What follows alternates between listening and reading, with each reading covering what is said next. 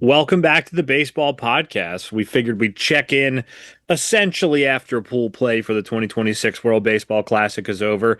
I don't know if you can tell because my face keeps getting lit up in different colors, but the Italy-Mexico game is on as we speak, but it should Yeah, be I have over. it on too. Yeah, it's in the sixth inning. Italy's up 6-0. So, we feel confident we can discuss the results of pool play. That's the only game outstanding, and Venezuela and the Dominican Republic, but that one's elementary. Both of them move on anyway. So, Tom, let's get some thoughts out of the way about pool play of the World Baseball Classic. I would like to start out because I'm going to have plenty of negative things to say soon. I would like to start out with a positive note. I think the World Baseball Classic has been unbelievable this time. I think we've seen the most parity so far in a World Baseball Classic yet among all 20 teams. I think we've seen some unbelievable stories, and I think that most importantly, we've seen the most amount of buy-in from players and fans alike. And I would like to try to keep that in mind while I go off about some things that I don't like. I would like to Right. get your opinion. Yeah, I mean, I think that generally you have seen. I mean, you've seen some pretty stupid games, like the U.S. versus Great Britain got pretty stupid at the end. Like obviously you always knew that was going to happen, though. There was always going to be like Japan versus Czech Republic, where you're like the odds of this not getting out of hand at some point are like pretty low. The Czechs held them for a weird amount of time, but Yeah, so really fast, if I can just jump in there, I think that's a perfect example of some of what I'm talking. I mean, some of what I'm talking about is like Italy's gone on a great run. That's more parity than we've seen before. You know what I mean? But yeah, also when I talk Italy about just outright winning the pool. yeah, but also when I talk about parity, I mean like I think there have been more moral victories than there have been in the past. Like for instance, Japan hung in there. I'm sorry, against Japan, the Czech Republic hung in there for 8 innings. Man, they kept them scoreless for or what? Maybe one? No, I think it was scoreless for 8 innings Yeah, I or think they seven went innings in. or whatever. They went into I the think they eighth. went into the inning where they blew it open. They just threw Yeah, and up then nine Japan runs and hung just called hung it a a game. nine spot on him in 1 inning. That's bad, but like there's two moral victories there. One, you didn't get mercy ruled. It's one of the best teams in the world against Yeah, the if not the worst, the second worst team in the World Baseball Classic. That was a mercy rule waiting to happen, and it didn't happen. So that's a moral victory. Two, they really put on a good showing for like 7 innings. That's impressive. You know what I mean? Like it's not 9 innings. They couldn't get there. They fell apart at the end, but they kept Japan off the scoreboard for a long time. That's yeah, huge. You know what I mean? And so that's what yeah. I'm I talking think about. Like there haven't been a ton of huge upsets. There have been a few, but I think the really bottom of the barrel teams have put in a better showing. Like even Brazil didn't get mercied every time out. They put some runs on the board. Lucas Ramirez looked really good. You know what I mean? Stuff like that. So also Jose Contreras' kid too. yeah, and And I Jose think he sort of Contreras' fell kid. apart at the end of his outing, if I remember right. But like he looked electric. Yeah, he's 17 years old. You know what I mean? Yeah, and the guy on Britain, I don't remember what his name was, but the dude on Great Britain who struck out Judge Harper and Gunnar Henderson all in a row. Yeah, we've seen a lot of performances like that of guys putting themselves on the map. Andre Satoria, of course, came through. Yeah, he shut down Japan for like 4 2/3. Yeah, He was fantastic. he got a hero's farewell too. Like you see the video of him like walking off Yeah, the field and they like pan the camera around him yeah, because he was like like I drinking it believe all that in. is his retirement. I think he's done with baseball now, Oh, is that from a what I've fact? heard. He's got too much electrical work needs doing. Yeah, it's true. Yeah, yeah. Imagine like you are, and this is more than any Czech player probably could ever ask for. You are like part of the Shohei Ohtani legend now. Yeah, totally. You know, he got struck out by a random electrician, and then he caused Czech Republic gear to sell out overnight I know. I because know. he What a wore their boost for hat the to the. national team. Yeah, that was 2023, by the way. That was not this year for anybody who's wondering. But the Czechs and the Japanese were in the same pool again this time. So, it was never a matchup that anybody expected the Czechs to win. But as we said, they played better than you probably could have expected. And Andre Satoria, the living legend, made his return and was like really good, which again is not really the kind of thing you expected to see again. So as much as the Czechs are going home winless, and they didn't really play that well, all told, uh, they're still the kind of team that you can look to as like, yeah, they have as good a chance as anybody to advance back out of qualifiers. Um, Spain's pretty good, but Spain kind of chronically underperforms for Yeah. whatever reason. Germany's like okay. Germany's the same as Spain. Like they should have made a World Baseball Classic at this point, and they just have not. Yeah. So yeah, I mean, if you're the Czechs, I mean, you're just basking in the fact that you got to be here at all, because this is the end of the miracle run. So they were on the miracle run the whole time. So it's all Yeah. good. I mean, they could requalify. I would love to see I it. I think think they they got an uphill climb. I think that they have to be as good a contender to requalify as anybody. There's not an obvious Maybe. favorite in that qualifier pool. It'll depend on what the pool looks like. I mean, I think if they had Terran Vavra, that was a big leaguer. If he wants to come back and play, that'll be help. And then, it's one of those things where like word spreads. You know what I mean? So like if, Yeah. I mean, look at the U.S. Like nobody cared forever, and it was like, oh great, we have Mark DeRosa playing. And then Mike Trout and stuff starts playing, and they say it was really cool, and then word picks up. So maybe some guy, maybe Randall Grichuk or whatever, in his old age will decide that you know Right, yeah. he'll want to play or something. So Tomo, there's a few things.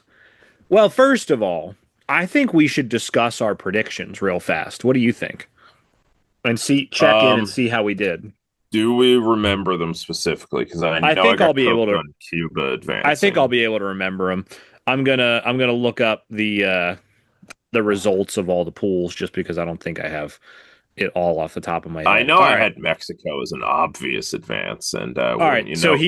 So let me see if I can remember. So Pool A, I believe I don't know if this has it in the correct. So, like for instance, Pool A, Canada and Puerto Rico both finished 3-1. This has Canada first and then Puerto Rico. I don't know if that means Canada is the 1 seed out of that and Puerto Rico's 2 seed or whatever, but I'll just do the best I can. So, Pool A, Canada and Puerto Rico both went 3-1. They both advanced. Not sure which in order. Cuba went 2-2, and then Colombia and Panama both went 1-3. I don't know which one of those gets relegated. Now I think about it, I'm not sure if that's That's been decided yet. probably tiebreaker rules, right? I'm sure it is. Yeah, I'm sure it is tiebreaker rules. But so I remember that I chose Canada and Panama out of that. One of those did well. Canada, advanced, did really well. Yeah, Panama Panama did was really definitely a poorly. choice. Panama did really poorly. I mean, I liked Panama's roster. I'm not really sure what happened. I don't remember who you took out of there. You took what, Puerto Rico and I Cuba? took Puerto Rico and Cuba, so we both went 1 for 2. We both went 1-2. Although I will say you deserve a little more credit than me because the team that you picked that didn't make it out went 2-2. The team that I picked went 1-3. So I'll give you the win there. Pool Okay. B, I had U.S. in the 1 seed and Italy in the 2 seed. Assuming Italy wins this game, that they're up 6-0 in the sixth, which they probably will, then they will be the 1 seed and the U.S. will be the 2 seed. Right, But which you was had what? unpredictable, by the way. Yeah, but you Completely had the you unpredictable. had the U.S. and Mexico, right? Yeah. All right, so I'll take So, the win on that one.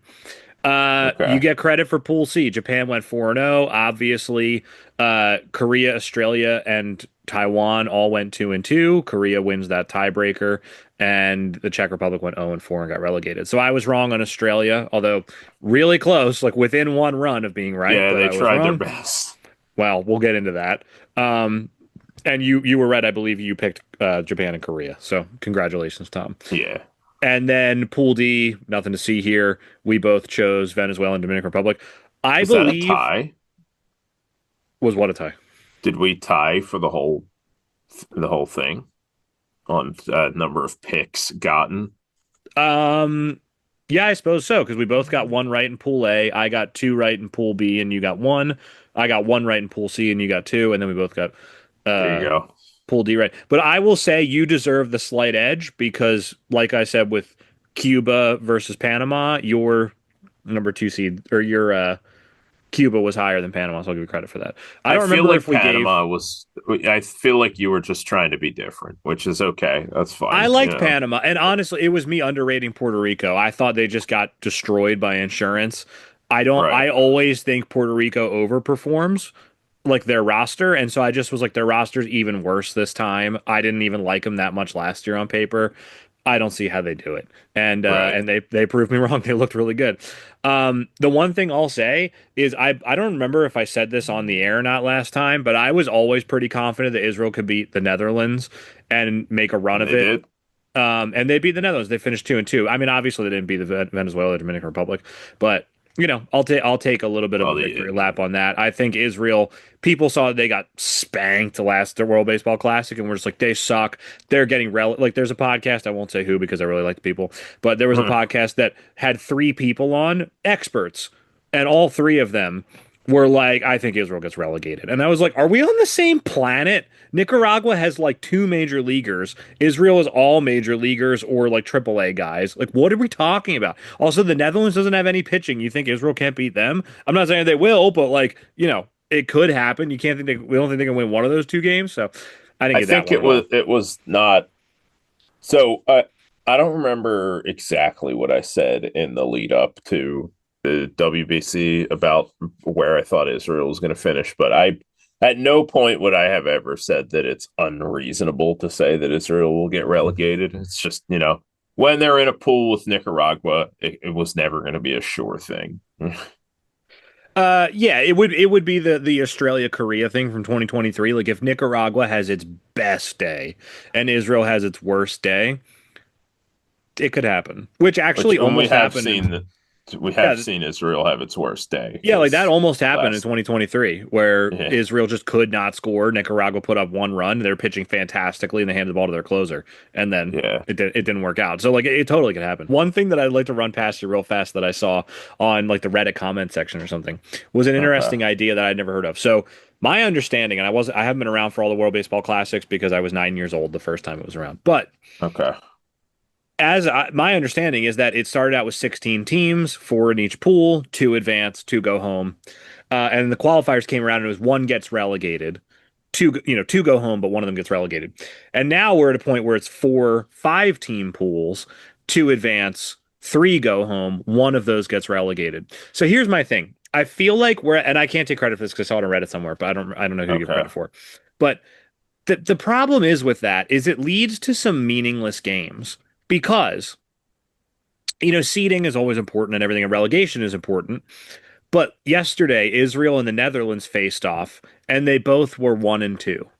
And Venezuela and the Dominican Republic at that point were both 3-0, and Nicaragua was 0-4, I think, at that point because they had an early off day. right So yeah it led to a point where both Israel and the Netherlands had been eliminated from moving on, but they both had made sure that they will not get relegated. And so now it's like, what are we playing for? I understand that will happen in tournament style formats. Just some things might get wrapped up sooner than others. You can't make every game the World Series. I get that.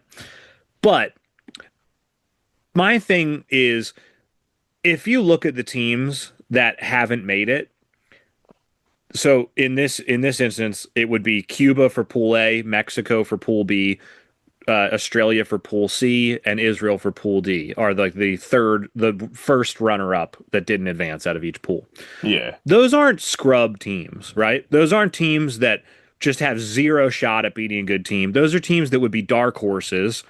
Mexico probably not. Mexico's kind of the one upset where they probably should have moved on.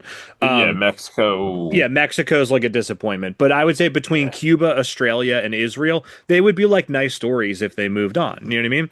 And so hmm here's what somebody suggested on Reddit I thought was interesting.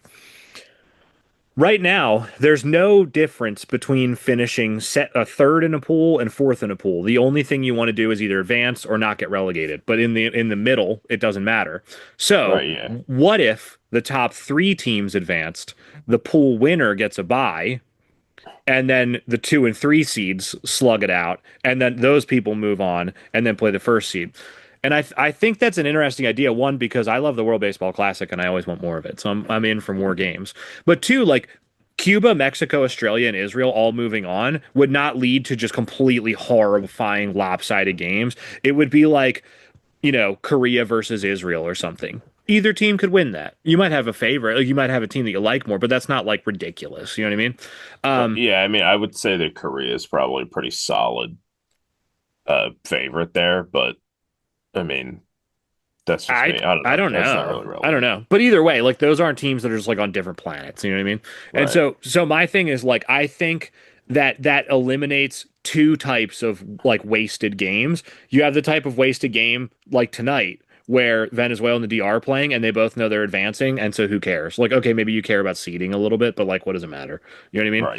Yeah. Like you're both advancing, you're not going to burn guys to try to win a game that isn't really that winnable any or that isn't really that meaningful anyway. And it also will eliminate the game between the 3 and 4 seeds, like the Israel Netherlands game, where like who cares? We're both going home, but you know we're not relegated, so there's nothing to Yeah. win. We're just like playing out the string. I mean, Yeah, so yeah, and it would make people it would make it like an extra set of stakes because you're either playing to get that bye, which would be super important because in a tournament, anytime you can get rid of one obstacle, you want to do it.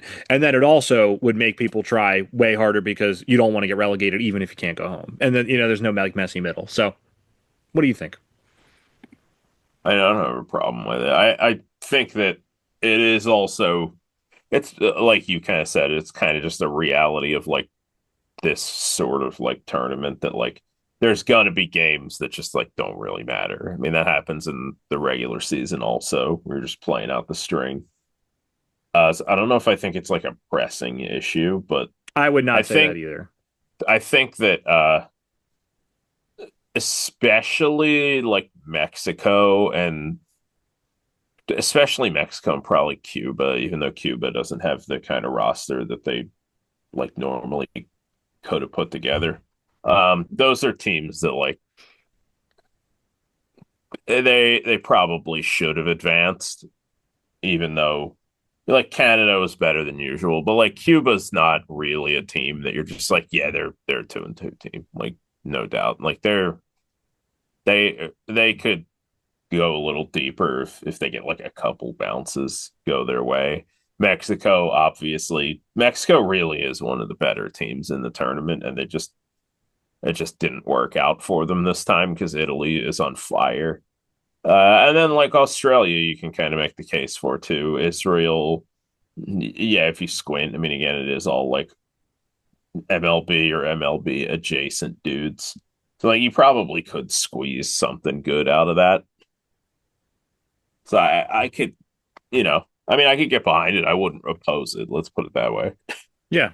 That's all. And like I think there are a lot of like downstream effects that would be nice. Like I know that every rung up the ladder team gets, so like just playing in the World Baseball Classic, you get a certain amount of money for your program to grow the game of Yeah. baseball. That's good. And then if you make it to the quarterfinals, you get an extra amount of money. And then if you make it to the Hmm. semifinals, you get even more. So I think just allowing teams to get a higher amount of bonus pool is always good. Yeah. But that's just something that popped into my head. Could I bogart the mic for a few minutes to talk about Team Australia? Because I'm the resident Team Australia guy. I obviously would like to hear your thoughts. I know that you care Well, about I the team do as want to well. ask before we do that. Sure. Also, Alec Thomas just completely phoning it in on a base hit up the middle, I and saw that. I have it up in front of me. Go ahead. What were you going Antonacci to just ask? scored from first on a single. Here, what were you going to ask? Go ahead.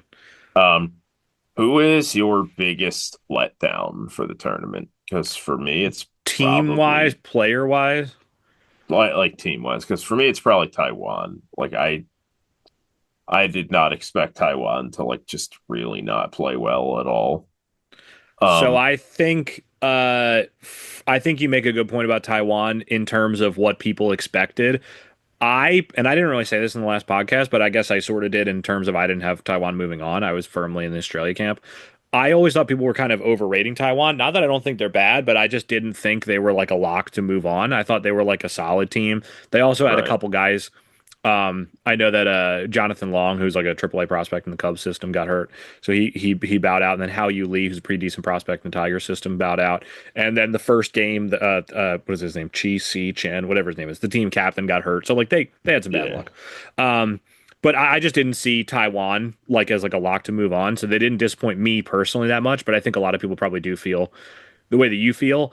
I would say that me personally, the biggest disappointment is Mexico. I don't understand how if you're Mexico, you go 2-2. I think if you're Mexico and you had won tonight, the Italy game that you and I are watching now, I'm sure this episode will be out later than today.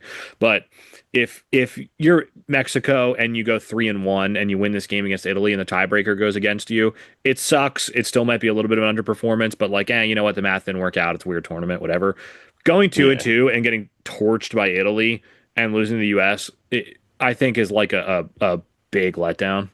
You know what I mean? And also, like the Great Britain held Mexico in check for a long time. The wheels kind of came off at like the eighth or ninth inning, Yeah, but Rhonda hit a 3-run homer and just sort of yeah, like blew it open. But yeah, but like they did not really look good all tournament, and I thought Mexico was gonna be really good. Like when I said U.S. and Italy advances, that was more me liking the Italy team and being like, I guess they'll have to knock off Mexico if I have them moving on. That was right. not me being like, I think Mexico's gonna blow it and Italy will move on in their stead. Like I thought Italy was gonna put on a rock star performance to make it that far, which in fairness they did. hmm Yeah, Um, they have Italy. If there's really no discussion about who the biggest surprise team is, it's definitely Italy. yeah, It's not even really close. Like Canada has won Pool A, but yeah, Canada I think that opened a lot pool of was eyes. a lot more wide open than Pool B was. So it's definitely Italy for the biggest Yeah. surprise. Yeah, Italy's looked great. And I think Italy and Canada are pretty similar teams in that they have an all MLB lineup, or at least they can. They have nine MLB hitters. I know that like Italy's been playing Dante Nori and stuff, but whatever, that's their Yeah. choice. They have nine MLB players they can put in there if they want. And they have like a pretty decent pitching staff. I do think Italy's pitching staff is a lot deeper than Canada's. But like I think that is taking people by surprise. That like Canada doesn't really have that many sexy names. They don't have a lot of guys that are like super awesome. Josh Naylor's a really good player, but like other than that, they have a Yeah. lot of like Denzel Clark is like a fringe. I don't really like Denzel Clark, but stuff like that. Edward Julian has been like a Owen failed pro. Casey. Yeah, like Edward Julian's been like a failed prospect for a while. But the point is like bad MLB players are really good baseball players. You know what I mean? And when Yeah, you're and going up against we've like Cuba, Colombia, and Panama, who have like washed up MLB guys or like lower minors guys, dude, Bo Naylor is elite compared yeah, to that. we've talked a lot about, how like in a tournament where a decent percentage of the player pool is just not MLB quality. Anybody who's even NPB quality really is just gonna shine. And Yeah. that's where you get dudes like I always forget his name, but that pitcher for Cuba who is on the Blue Jays Oh, now. Yariel Rodriguez. Yeah, like dudes like that guy are like, there's not really much to talk about with Yariel Rodriguez in MLB, but like in a tournament like this, you're like, that's an arm that you gotta like have in mind at all times because Yeah. he's one of the best pitchers in the pool, and now they got Puerto Rico in there. But yeah, I mean, I think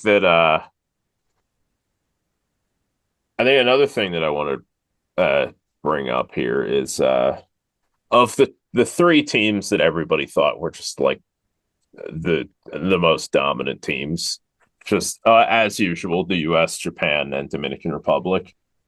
I would argue, and I feel like you probably agree with this.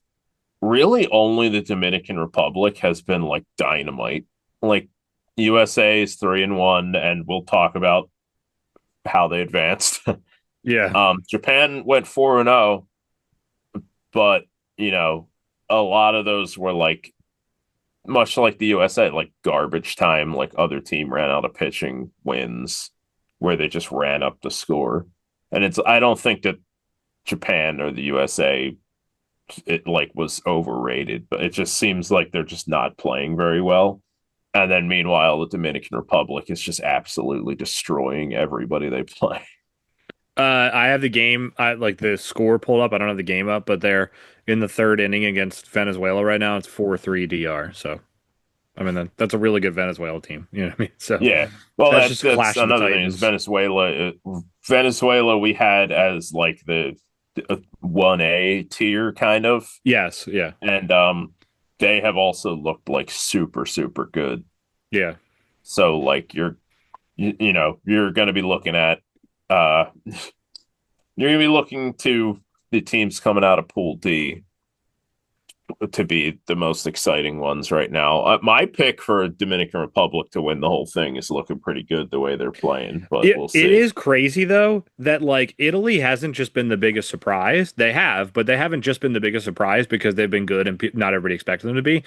They've been the best team in the tournament so far. They've demolished everybody. I mean, right now they're up 7-0 on Mexico in the seventh.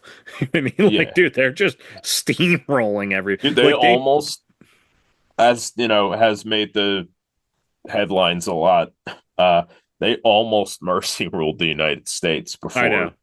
before the US sort of like got it together and like put So some yeah, runs all on the right. board. Let's just get stuck on that for a minute then. I was going to Yeah. go Australia, but we can talk about that in a few minutes. Australia really like it was a little bit of a letdown. They didn't play that Well, good, but I like do want to talk about Australia because I think there are ramifications to this, but um, the U.S. and I know I'm not saying anything new here. Yo, Mark DeRosa has got to go. And yeah, this I don't really like is calling for people's jobs. I try to always save that. Like I'm a Phillies fan. I have tried, and my opinion means nothing. This is just, my opinion. I have tried to give like Dave Dombrowski a lot of rope because I was like the Phillies were like like a joke franchise for a long time of my lifetime. And Dave Dombrowski came in and they're winning baseball games. It's right. like it took me like 3 years of Dave Dombrowski just, in my opinion, being inept. And we don't need to talk about that now. I can get into my reasons for that later. To just be like, you know what, this guy's got to go. He's at least part of the problem, if not all of it. Dude, Mark DeRosa completely failed to impress me last tournament. I don't know. I think you probably felt the same way because we talked about this before. But I was like, you know what? He's a first-time manager. He never really struck me as the smartest guy in the world just watching MLB Network. I mean, that might be mean, but I was telling you the truth. And I He's was like, yeah, yeah. look, he was handed like a juggernaut roster. He didn't make every single great decision in the world. These things happen, and a lot of his players let him down to a certain degree. You know what I mean? And so I was like, it's Yeah. fine. Like, I'll give him a mulligan. He was handed probably the greatest baseball team ever assembled, if not then one of them. And he almost blew it, dude. And not only did he Well, almost blow, okay. Why don't we describe how he almost blew it? Because yeah. it's So this not is like he important. just, made some bad managerial decisions or whatever. That is part of it. But like, this is a truly gifted level of failure that like it does override the fact that like, yes, the USA as of now has made it through pool play. They are not eliminated. But the fact that their destiny was not in their own hands and the reasons why that happened, which we're going to get into, is just like, I'm sorry, you can't be the manager anymore. Well, and also no, because I think it's more than that. And nothing you said was wrong, but I think it's more than that. So basically, just for anyone who doesn't know, and I'm sure everybody who's listening probably knows, but just in case, for anybody who doesn't know, the USA won their first three games against Great Britain, Brazil, and Mexico. And the Mexico one was really important because that was like if you lose Right. to Mexico, then you really got to win the other three, and might get tiebreaker shenanigans, whatever. And Mexico beat That them in was at the 2023. time seen as the game that decided the pool. Yeah, and Mexico beat the U.S. in 2023, and so that was the one where it's like you got to pull out all the stops and beat Mexico. The U.S. beats Mexico. Congratulations, good job. So they beat Mexico and they win their other two games. So they're 3-0 going into their game against Italy. Italy was 2-0 at the time because they had an extra off day. And so the thinking was this was what Mark DeRosa said on Hot Stove, and I'm paraphrasing because I don't have it in front of me. But Right. he basically said, "We're we're still going to try to win, but we know we have our ticket punched to the next round," was essentially what he said. Right. And so they put out a lineup that looked like they thought they had their ticket punched to the next round, right? They had Paul Goldschmidt starting. You know what I mean? And so, dude, I Yeah, and love they Paul Goldschmidt. Bryce Terang wasn't in the lineup either, which was like Like, evidently yeah, like Ernie considered like a Clement. Like, come on, man. Like, dude, like yeah. I love Paul Goldschmidt. I wish he had played for Israel. He's not particularly good anymore. He's a legacy pick, which No, I think is fine. Yeah, he's basically just a lefty yeah, masher. he's That's a like the only mascot. thing Like, he is awesome, anymore. great. I'm happy for Paul Goldschmidt. And in fairness to Mark DeRosa, if it is the case that this is a meaningless game, which, first of all, even if Mark DeRosa was right and they had their ticket punched, it wouldn't have been completely meaningless because seeding was still up for grabs, which you can argue about how Right, much yeah. seeding matters, but like that is an effect that the game will have. So it wasn't like this game just meant absolutely nothing. So I think you can't punt it no matter what. But let's say Mark DeRosa was right. Okay, fine. Yeah. Here's why I think this is a fireable offense no matter what way you slice it. It has worked out for the US's gain. It doesn't matter. It does Right. in the end Through it no won't matter fault of that the much. US's Yeah, own, in by the the end it way. won't matter that much as long as Italy, whatever, as long as the game doesn't go to extra innings, something insane happens, it should be fine. The US will advance and whatever, maybe they got a lower seed than they could have. Who cares? Here's the reason why it's a fireable offense. One, Mark DeRosa said somewhere on like an interview or something that guys were out like partying because they had their ticket punched and, guys were coming in sluggish and everything. So he gave a couple guys the day off. Right. One, Yeah. I don't know how much control Mark DeRosa has over these guys. They're grown men, they're millionaires, and they really don't work for him. They're just like there's a volunteer activity, right? He's not the coach of their actual MLB team. However, like, dude, you're the coach of the team. You have to make sure everybody's on the same page. And before people start like screwing things up, like if they think tomorrow's a meaningless game, so they're gonna screw around tonight, you need to bring everybody into the room and say, hey guys, we're good. Go do whatever you want. And if you're going to do that, and I'm sure he didn't, but if you're going to do Right. that, you got to be 100% sure. And so Mark DeRosa's job is to go into the numbers guy or whoever and say, hey, man, I need you to show me like the math or whatever. Like I need to have it in writing that this is fine. You know what I mean? Before we start screwing Right. around. I don't Because this is like, understand how with like the seeding and the fact that they hadn't clinched, even the fact that he didn't like, well, we don't know this, but it seems likely that he just assumed it and they didn't reach out to anybody, but like nobody reached out to him. Like nobody, okay, none of so the that's another players question. knew. I do think, and I think Mark DeRosa deserves 99% of the heat for this. He One, does, because yeah. you're the figurehead, man. I don't care whose fault it ultimately is. You're the guy who takes the fall. That's how it is. This is how the manager role works these days. But two, like this does say a lot about USA baseball that is like nobody, like, dude, even just a throwaway conversation, like no intern pulled him aside and was like, hey, Mark, I'm sure it'll be fine. But just so you know, if this score happens tomorrow, we could be in trouble. Like, how Right. do you not have a numbers guy for that? Like, how is no dude? Sean Spradling was putting up graphics saying if this score happens, this will happen in the World Baseball Classic. Hire Yeah. Sean. I don't know. Like, I don't know what it takes, but like, dude, like Twitter sleuths are figuring this out, and nobody on the payroll could figure it out. Like, what is wrong with you people? So Well, here's something that I was listening to Talking Baseball and they were talking about this obviously, and they were pointing out that like even once the game was well underway, DeRosa was still managing as though it didn't matter. Like yes, he's like warming up Clayton Kershaw when like the game's starting to get out of hand, and he's like Paul every run Goldschmidt counts. gets on base and like they don't pinch run for him, and like Harper doesn't get into the game until like the very end. Like the whole game was managed really until like the eighth inning, as though they just didn't care. And it's like, well, dude, like I don't understand how this just got to you. Like I know. it's not like you've never played in a tournament before, and like all of these players have been talking about how much they like care, and like they're like we want to win this one for our country.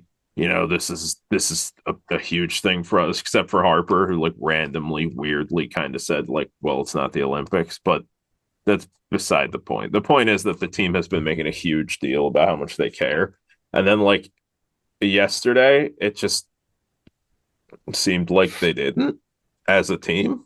Like, Yeah, and in fairness to the player, what happened? I have less ire for the players. I still have ire for the players because like if you care, you should like be asking questions. You know what I mean? Like you should go to like if Mark DeRosa comes to Paul Goldschmidt and says, "Hey, you're gonna get the start tomorrow because the game doesn't matter." I mean, I don't know if that conversation happened, but like somebody in Right. that locker room has got to go, "Oh, are you sure?" You know what I mean? Like Yeah. somebody's got to be doing that. If you're the player, like if you're a player, like you're not like management in this instance. Like you're just kind of like one of the grunts. I still think you need to be more aware of things. But if your boss, essentially, like your coach, comes to you and says, "Hey, take a load off. We don't care," you're following orders. You know what I mean? So like I still think you need to pay more attention than that and ask questions. But if I don't blame the guys as much as I blame Mark DeRosa. Like you're in charge. You make the Right. lineup. You know what I I mean? think the reason that DeRosa gets all the blame is because he's in the position where you get all the blame. Oh, and he's also the It's one who like said it. all of Like these, Paul Goldschmidt didn't do an interview saying we don't care. Mark DeRosa yeah. did. Well, like what all of the players like something that I'm thinking of now, like all of these players are like friends with each other. Like beyond like just also Rowdy Tellez almost just line into a double play. These Yeah. players are all like friends with each other. You see it even like the playoffs, like when play stops and they're all out there like vibing with each other. And that rubs old school fans the wrong way. I don't really care. I don't think there's anything wrong with that. That's fine. But like that like a lot of these guys like text each other. A lot of them are in the tournament together. Like nobody had like a guy who was on like Team Puerto Rico who was like, "Yo, man, do you guys not realize like you're not you're not in yet?" Yeah, Like, you could theoretically lose. Yeah. because like other teams didn't have this problem, like Korea and Australia, it came They down to knew like run exactly. Yeah, differential, they were getting amped every run that went across the plate. Like one team was right? getting amped because they knew the ramifications of it. And like this is speculation, okay? But if like I thought had the thought while I was like reading all like articles about this and everything, I was like, I just can't see Team Japan doing this, for instance, No. like just screwing this up this badly. And like Japan wins the tournament like more often than anybody else. They're always good. They never disappoint. I think they had 1 year where they left kind of early, but like I don't know, like with the I can't see Japan doing this. It really comes down to the just taking it seriously thing. Because again, the US has been talking a huge game about how seriously they're taking this. And you got like, you know, you got like Cal Raleigh like won't handshake Randy Rosarena because they're like, hey man, this is a game and it matters. You know, we're not out here to be friends right now. We're enemies for the duration of this game. And then they do that, and it's like, I thought you guys were like hardo about this. What happened? Like nobody knew, not one person. There's how It's many people in that inexcusable. dugout? It's inexcusable. Like there's no Also, other way to Team put it. USA is like a business, right? Don't they have like a whole corporate structure? I mean, I think so. Like they have full-time employees whose job it is to figure this out. Yeah, where was everybody? Dude, like What? how did nobody just send Mark DeRosa a text and just say like, "Hey, quick update, here's a way that it could not work out." So just be aware of that. Like Yeah, no just one. like it's unbelievable. Like it really is. Like we've talked about the biggest disappointment of the tournament, how it's probably Mexico, but like in spirit, it's really not because like Mexico just lost a close one to the USA, and now they're kind of getting beat up by Italy, although they're in a position to threaten right now. But it's 7-1. It's It probably doesn't not matter, going yeah. to go their way. Like the USA is going to get through, and it really is. They are getting through no fault of their own. I mean, Like like a little bit of that is unfair because like they did play well 3 out of 4 times. You know what I mean? Like, okay, you guys won games. Like, congratulations. Like, I'm did not trying to say they? you, I mean, but they like, I'm not beat trying to say you Mexico. suck. Yeah, but They like, I'm beat not trying to say you Mexico. suck. Like, you got and like, okay, and like in like, I guess in fairness to the players, like once they realized something was wrong against Italy, they like turned on the Jets and started playing well. The bottom line, basically, in my mind, that it comes down to is like one, this is Mark DeRosa's second time on the merry-go-round, and I believe he's the only person to manage Team USA twice, and this is the second time he's completely disappointed. Dude, the US could go on and torch every single game they're in after this and win, win the tournament like no problem. It was a failed tournament in my mind for Mark DeRosa specifically because Yeah, I've never seen like more lunacy on the world stage. So like this would be like literally like a guy like in the World Series like winning the third game, like going up 3-2 in the World Series and then being like congratulations, we won. Like you yeah, we have to did it. win 4 games. Yeah, Like how does it, like it really is just like how do you not know that? You know what I mean? Like yeah, how do you not just walk into somebody's office and say, "Hey, before I rest guys, I just want to make sure we're good." And then you know what, if Mark DeRosa does that and somebody tells him he's good and the math was wrong, then it's that guy's fault, I guess. But like right. he didn't come out, and here's the other thing that we didn't talk about with Mark DeRosa. Again, I'm paraphrasing because I don't have the quote in front of me, but he said something to the effect because some reporter called him out on this and asked him about it, and he said like, "Oh yeah, I just misspoke. You know, we kind of got the math wrong and we weren't sure what the tiebreakers would look like and everything. So we had it." We thought we had it sewn up, but I just misspoke. And I remember he said the word misspoke is the important Right, part. yeah. And my thing is like, you're lying. I mean, I don't know if he's deliberately lying or if he just is not phrasing it very well. But here's my thing. Misspeaking is if I say, "Hey Brian, how you doing?" "I'm sorry, I meant Tom." Right? And I say, Right, "Here's yeah. exactly what I meant. The wrong word came out of my mouth. This is what the point I was trying to get across." Misspeaking is not when you say what you think and then 4 hours later when somebody tells you you're wrong, go, "Oh, how about that? Yeah, that's what I meant." Right, Like yeah. it's insane, dude. Like Mark DeRosa said very clearly, "We know we have a spot in the next round." And then somebody 4 hours later went, "Hey, did you know you don't actually have a spot in the fourth round?" And he went, "I misspoke." "No, you didn't. You were wrong."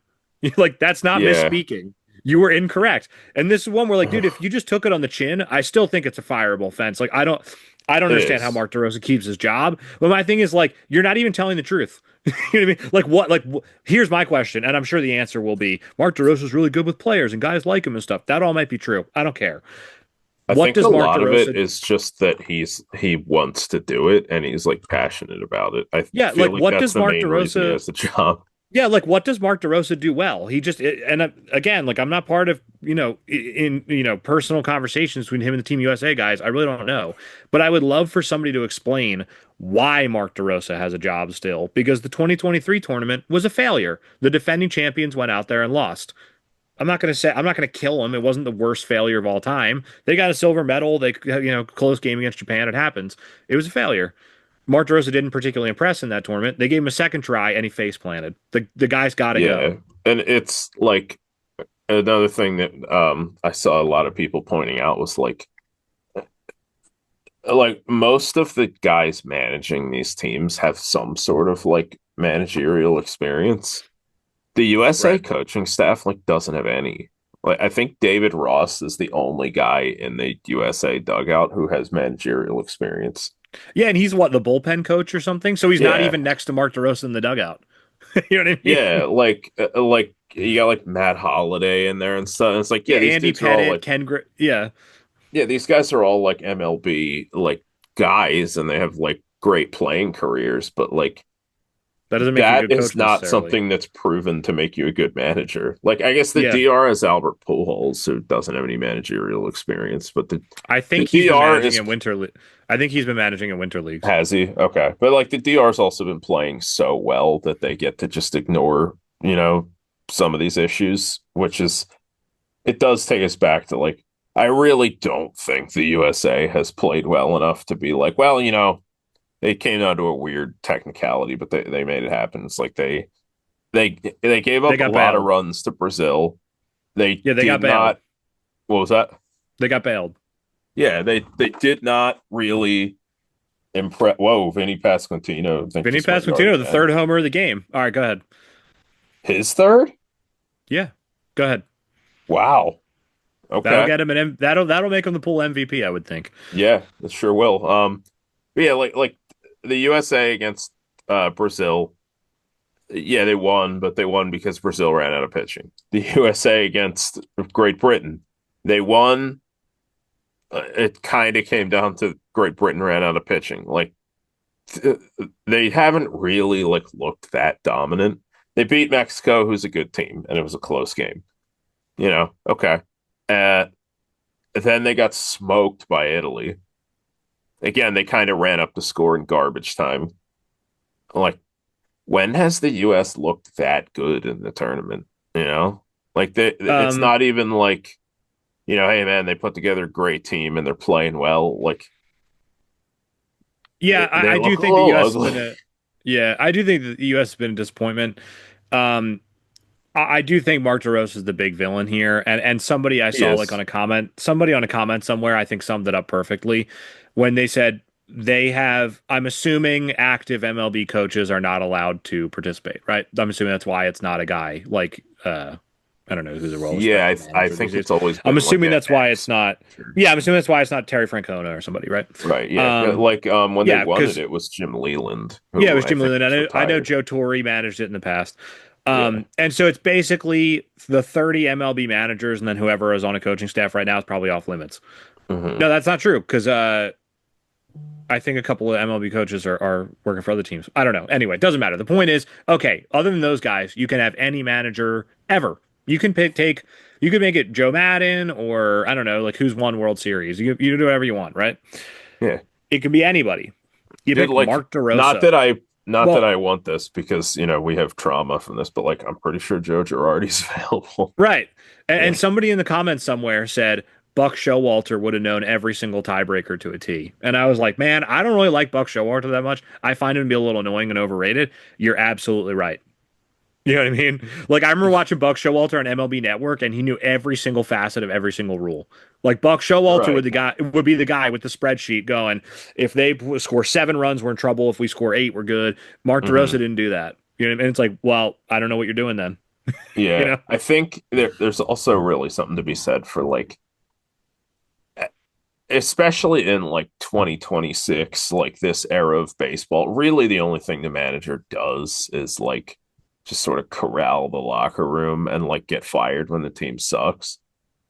If your team went out and partied and all got hungover, and as a result, they weren't ready for what turned out to be a really important game, you don't have control over that locker room. And like because it's 25 like elite players, you need like a real manager who's going to be able to rein him in. And they brought in like a guy who wants it seems like he just wants to be their buddy. And it's like, that doesn't seem like it worked because that's a pretty So critical here's the thing. failure. I think you're onto something because it's one of two things.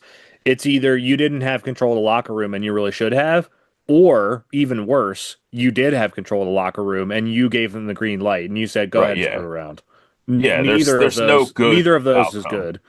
Yeah. Like All it right. really like the reason that even though they're still in the tournament, they very much could still win it. Like the reason that DeRosa has to be cooked is because there's just no outcome for what we're talking about where he's not a moron. Yeah, best case scenario, and I want this to happen. The U.S. wins the whole thing in spite of Mark DeRosa. You know what I mean? He could go out and manage a flawless rest of the tournament, and he's all right. He's still got to go.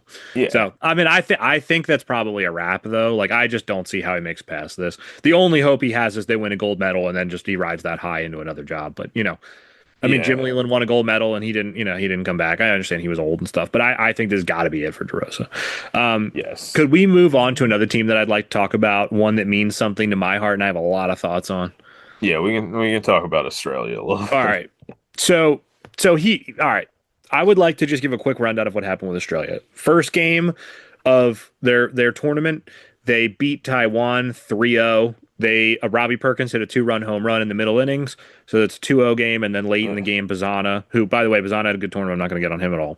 Bazana, Bazzana's kind of the one guy on the roster who you can't really knock. yeah, so Bazana hits a solo homer late, and then they win 3-0. Good, Yeah. great start. Good start, fellas.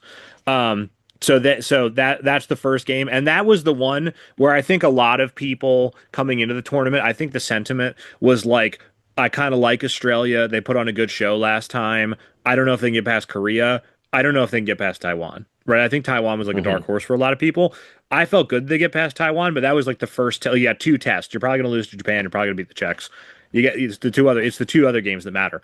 So they Right. Yeah. passed the first test in Taiwan, and I was feeling great. You know what I mean? Because I was like, I think Australia can beat Korea, and they're going to beat the Czechs. There you go, they're in, Mhm. right? And They so I was beat like, this Taiwan feels like good. pretty soundly too. Yeah, they pitched fantastically against Taiwan. They used three pitchers. Each of them gave them three scoreless innings. It was a masterclass by Australia. Great start. The only thing was like maybe it would have been nice to have some more offense, but whatever, it was fine. Mhm. Second game against the Czechs, I think they ended up winning like 5-1. That was another one where like I really would love to see some more offense, especially against a bad Czech team. But you know what? A Mhm. win's a win, right? But the cracks started to show, right? Because the pitching, I mean, they gave up a run to the Czech Republic. The Czech Republic's a bad team, man. You know what I mean? And then like in the last I don't remember if it was the bottom of the eighth or the top of the ninth, but in whatever their last inning of hitting was, they had a runner on third, Robbie Perkins, with one out, and I think it was Bazana hits a sacrifice fly ball essentially into left field. Willie Escala, your boy, catches it, throws it to home plate. Robbie Perkins slides in, feet first, calling the field is safe. Great. Now you're up 6-1. Awesome. And there's another one where every run counts, as everybody knows. Right. As we've And discussed at Robbie length. Perkins like gets his cleat caught kind of, or I mean he's a catcher, he's not a guy who runs, you know what I mean? Like, okay, fine.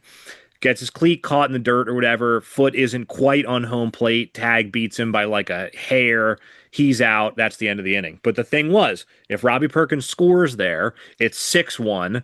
You still have another shot with runners in scoring position. The Czech Republic's bullpen is terrible, as we saw in other Mhm. games. Like you can pile on here. And again, every run counts. And it didn't come through. They still won 5-1, no problem. Right. They go out against Not an Japan, immediate issue. not Yeah. an immediate issue.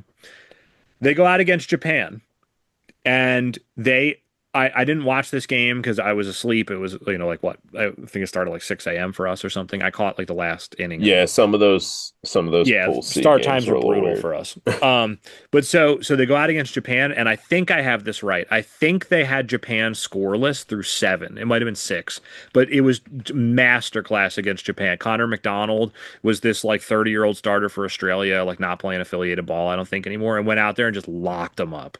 And they were doing so well. And then a couple of defensive miscues gave Japan an extra extra out in the inning or whatever. Masataka Yoshida gets up there, hits a homer. Now they're down 4-1. Credit to Australia. They hit two solo homers. I think it was Alex Hall and Rickson Wingrove hit two solo homers to make it 4-3, but they end up losing 4-3. And that's another one where, like, I would have been on top of the world if they pulled that game out. One, because you punch your ticket, so that's awesome. But two, like, upsetting Right. Japan is a whole new level for Team Australia, right? But you know what? Yes.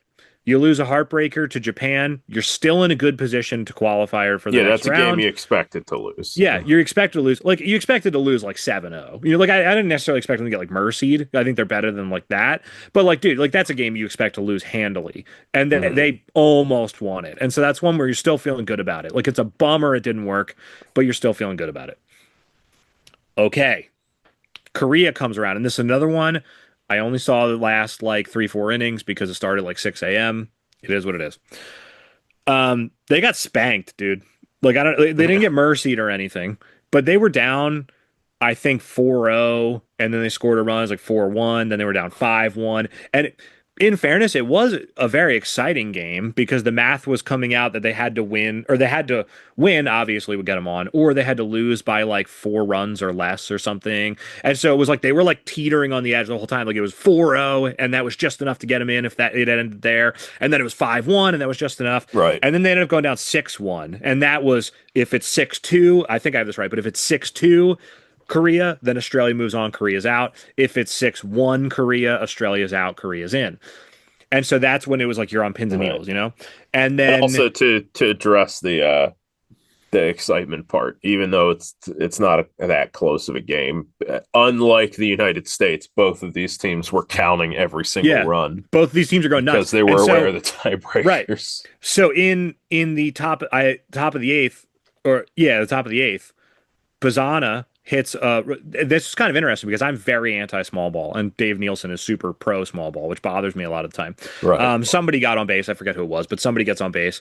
Tim Kennelly, the Australian Baseball League GOAT, probably greatest player in National Oh, League my history, boy probably. swinging a retail Yeah, V cut in the tournament. he gets up there, sacrifice bunts the runner over, and then Bazana comes through. Their MVP of the tournament base. No, that's not true. Because Right. one of the pitchers probably was, but their guy comes through with a clutch single to make it 6-2, and Australia's going nuts because they know Korea has three more outs left. Right? It's the eighth inning for Australia, and they get the margin of victory for Korea into their to their liking. I phrase that poorly, but they make it so that if the game ends now 6-2, we move on, and Australia's going nuts. You just need three more outs, and then Tom, it crashed and burned. And so basically, what happened was Korea gets a runner on. I think there was one out, and who I don't remember who the batter was. I'm sorry, I'm not super familiar with Team Korea. Whoever the batter was rolls one over, going up the middle, easy double play ball, and the pitcher Jack O'Loughlin, who had a very good tournament, no problem with him, former big leaguer, reaches out, gets a glove on it, deflects it to the shortstop Jared Dale. Now it's a Hmm. tough play. Jared Dale, I don't want to burn bridges. I'm not really a Jared Dale guy. I think he kind of stinks a little bit. I don't think he can hit. I think Whoa. yeah, I think Team Australia likes him because he's like Australian royalty. Like his dad was a guy called Phil Dale, I think, and like ABL lifers, right? Second or Right. third generation ABL guy. He was a affiliated ball for a while. I think he made it up to AAA, never got to the big leagues, and then he played in like the NPB system last year, and now he's signed to a KBO contract. So he's got a lot of high level experience. I'm not bashing the guy. I'm sure he's very good. Right. Yeah. Um, I just don't think he really can hit, right? And he wasn't their starting shortstop in the last tournament. It was our boy Logan Wade, and he supplanted Logan Wade. Hmm. So Jared Dale, he's like their fifth hole hitter, which I think is crazy because I think he just can't hit. But anyway, Their Jared lineup's a Dale, little weird yeah, their across the lineups board. are really weird. But so Jared Dale, back to the real time explanation of the play. Runner on first, one out. Ball goes off Lachlan's glove, deflects. Dale gets it. I mean, it looked to me like he probably had enough time to take the out at first. Now you got two outs, runner in scoring position. You still feel okay about that. You know what I mean? Right. The dude panics, right? I don't think there's any other Hmm. way to put it. These things happen. It's happened to better men than him. You know what I mean? Orion Kirkering, right? I don't want to crush the guy for in a bad moment, but he panics. He goes to throw the ball to second base, and the runner's got him beat. Every baseball player should know you got to eat that ball. You look Hmm. to first, try to get the out there. If you can't, worst case scenario, don't make an error. You know what I mean? Right. Yeah. Don't make it Don't worse than it already yeah, is. don't compound your mistakes. Right. Jared Dale like double clutches, kind of pump fakes, stops, and then spikes the ball, throwing it to second base, goes through the wickets into the outfield. Now, basically, the winning run. I mean, Korea's already going to win, but the winning run to get them onto the next stage of the tournament advances to third base with one out, and you're like, oh. I don't know if you're watching this, but I was like, this is no good. Yeah. Then the next And Korean hitter comes. that was another one of those early morning games that I wasn't really Yeah. like around for until the end, and then I was just like, well, it looks like it's already out of hand, so Yeah. it's okay. So now we're at a point where there's still only one out. They didn't get an out on the play, and now there's runners on first and third because Jared Dale threw the ball away. And then, of course, the next Korean batter flies ball to center field, run scores, sac fly, and Team Right. Korea is going nuts now because they know now the math is in their favor. And then if it's Australia, like all the wins knocked out of you, you know what I mean? And you're just not going Hmm. to win that game. So then they go Yeah, up and there and evidently you could really see this in the aftermath of the game too. oh yeah, it was bad. And so they go out there and and then the bottom of the ninth happens. They don't really make any noise, and then it's over. And here's the thing. I was furious, right? Because like you blew it. I want to get my thoughts out in the manner that they happened, and then I'm going to give my like actual take about how I feel about this. And there's a Okay. reason for that. I was like furious because this was one where I was like, dude, like I am such a Team Australia fan to the point that like if I could pick and have Australia win the tournament or the US, I would pick Australia. Not because I have more loyalty to Australia than the US or anything. I've never been there, right? It's not that. The US has won the tournament before. Baseball's an incredibly popular sport here. This is where the world comes for baseball. It's not that big of a deal. I would love for the US to win, but it's not the end of the world. If Australia could do something like that, it would do everything for the baseball program, right? Like I I want think a Australia. good way to put it might be there's no story if the US wins. It's actually the reason that that people feel like we have to like take it seriously is because we should win and we consistently don't. Right. And it feels like you have to, you know, like you're a heavyweight champion who never wins the heavyweight championship. With Yeah. Australia, if they win, it's like revolutionary for their program. Right, So, right. So my thing is there's like that. I like Australia was like my like number one team in the tournament. And in fairness, like we know Logan Wade, awesome guy. Like he's on the team. He actually made the last out. I felt bad for him. And like that's not his fault. He just pinch hit. You know what I mean? Like he just yeah, Yeah. whatever. Was that his Um only at bat of the tournament? I think it might have been. I don't know if he got into garbage time in one of the other games that I didn't see, but yeah. So like Logan Wade's on the team. I know him. I know a couple of people in the league. Dan Vaughn, obviously. Like we got some connections in Australia. Like I want to see Oh, them do so well. So one, I was just pissed that they lost. Two, like I'm just gonna rip the band-aid off, and I hope this doesn't hurt people's feelings because I'm gonna give like a more nuanced take later. You got nobody to blame but yourselves. You know what I mean? Like hmm. error, like sloppy defense, a failure to hit, kind of all tournament. I don't know what to tell you, man. Like you guys had this, Right. and you didn't win, right? Yeah, and the So point that I raised about the hitting was that Australia does not have the kind of pitching where you can just hope that their pitching stands up forever. well, here, And so when the you're hitting getting ahead of doesn't me a little show bit. up, So when the so hitting really, doesn't show up, there's just too much pressure on that pitching staff, and they so cracked against Korea. yeah, so you're getting ahead of me a little bit because I want to get into our prescriptions for Team Australia in a Right. minute. But let me Okay. let me finish out. I know I'm on a monologue here, and I'm sorry because people probably want to hear from Okay. you too. But I just want to finish out my point here. Okay. I was infuriated because I was like, you guys had this. This wasn't. If they had gone out there, got torched by Japan, lost to Korea, wasn't even close in the tiebreaker or something, that would be understandable to me. You know, what I mean? Japan's a really Hmm. good team. Australia is not on that level. It happens.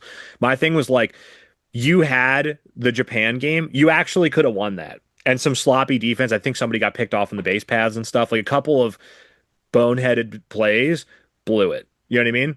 And then in the Hmm. Czech game, you guys cost yourself a run with a bad slide. These things happen. I'm not going to kill Robbie Yeah. Perkins for it, but like every run mattered, as we saw in the tiebreaker. So like that was a missed opportunity. Taiwan, they didn't really hit. They pitched fantastically. That was a good win, but like you guys put up 3 runs. You can do better than that. And then Yeah. in Korea, like you guys didn't show up. You gave up like 7 runs. That's not a good showing. And then you scored two. That's bad. You know what I mean? So like my Hmm. thing is like you failed to hit all tournament. The most runs you scored in a game was 5. Um, and then like errors and just boneheaded plays cost them the tournament. So that was my initial read on it. I was like mad at Team Australia. I would like to now, because it's been a few days, I've thought about it. And like here's where I stand on it now. I don't think Okay. anything I said was incorrect. I mean, I know that I'm like talking from my feelings here. I hope I'm not hurting people's feelings. One, because I know all the Australia guys are in it for like the right reasons. Like nobody's chasing Yeah. money. I mean, Travis Bazzana is the only star on the team. Everybody else is doing it because they love it. A lot of those guys are not full-time baseball players. Like I know Tim Kennelly's a fireman. You know what I mean? Like a lot of these guys are doing it because they love it. I'm not questioning them at all. Like these things happen, mistakes are made. You guys did a hell of a job. And like they'll be Hmm. back. Like they didn't get relegated or anything. It's okay. And so I texted Logan Wade actually, right? Can I read you what I Whoa. said to Logan Wade? Because I think this, well, one, he's my only in on the team, but here's what I said, and hopefully this, because I tried to like collect my thoughts because I was like, I can go on this podcast and just shred Team Australia. And I think I did a little bit of I that and I do hope I want didn't to hurt do feelings. a brief aside here really quick because I like the idea that like Logan Wade was sitting there like just his whole body's sore. He just can't believe what happened. And then his phone lights up and it's you and he goes, well, at least I have this. I know. And a smile creeps across his face. His heart grew 3 sizes that day or whatever. So Yeah, so no, here's his what heart like flutters a little bit. It's like his yeah. crush texted him. So I actually here's the reason why I texted Logan Wade. I actually thought about it and I was like, I can go on there and just destroy Team Australia if I wanted to, because I Right. think On the to some field. degree, yeah, they did some things that I think have earned that. You know what I mean? Hmm. And I had the same feeling as I told you this earlier, like on the phone. I had the same feeling after the Australia Korea game that I had after the 2023 NLCS when the Phillies just stepped on a rake, right? And I Right. was like sick to my stomach and I was like, I don't want to see these people again, right? That was for like an hour after the game. Hmm. Then Here's you're where like, I think I still love you. I still love him, right? So here's where I think I ended up, and hopefully this will make sense. I texted him and I said, "Hey Logan, I'm sure you guys are plenty busy right now, and I'm just adding another text onto the pile. But I just wanted to say to you and the whole squad, great job in Tokyo. I know it didn't turn out exactly the way we hoped, but you guys put up a hell of an effort and hung in there with some of the best baseball players in the world. Nobody can say Australia isn't a baseball country anymore, and a lot of that is due to all of you guys on the national team and your hard work and dedication to the game and the program as a whole. Aussie Mm. baseball has such a bright future, and you all should be so proud of the role you're playing in it. I'm confident that when the 2029 WBC comes around, you guys can knock off some powerhouse teams. Thanks for an awesome ride this year." Hopefully, I mean, I don't expect Logan Wade to text me back. You got other stuff to do, dude. It's fine.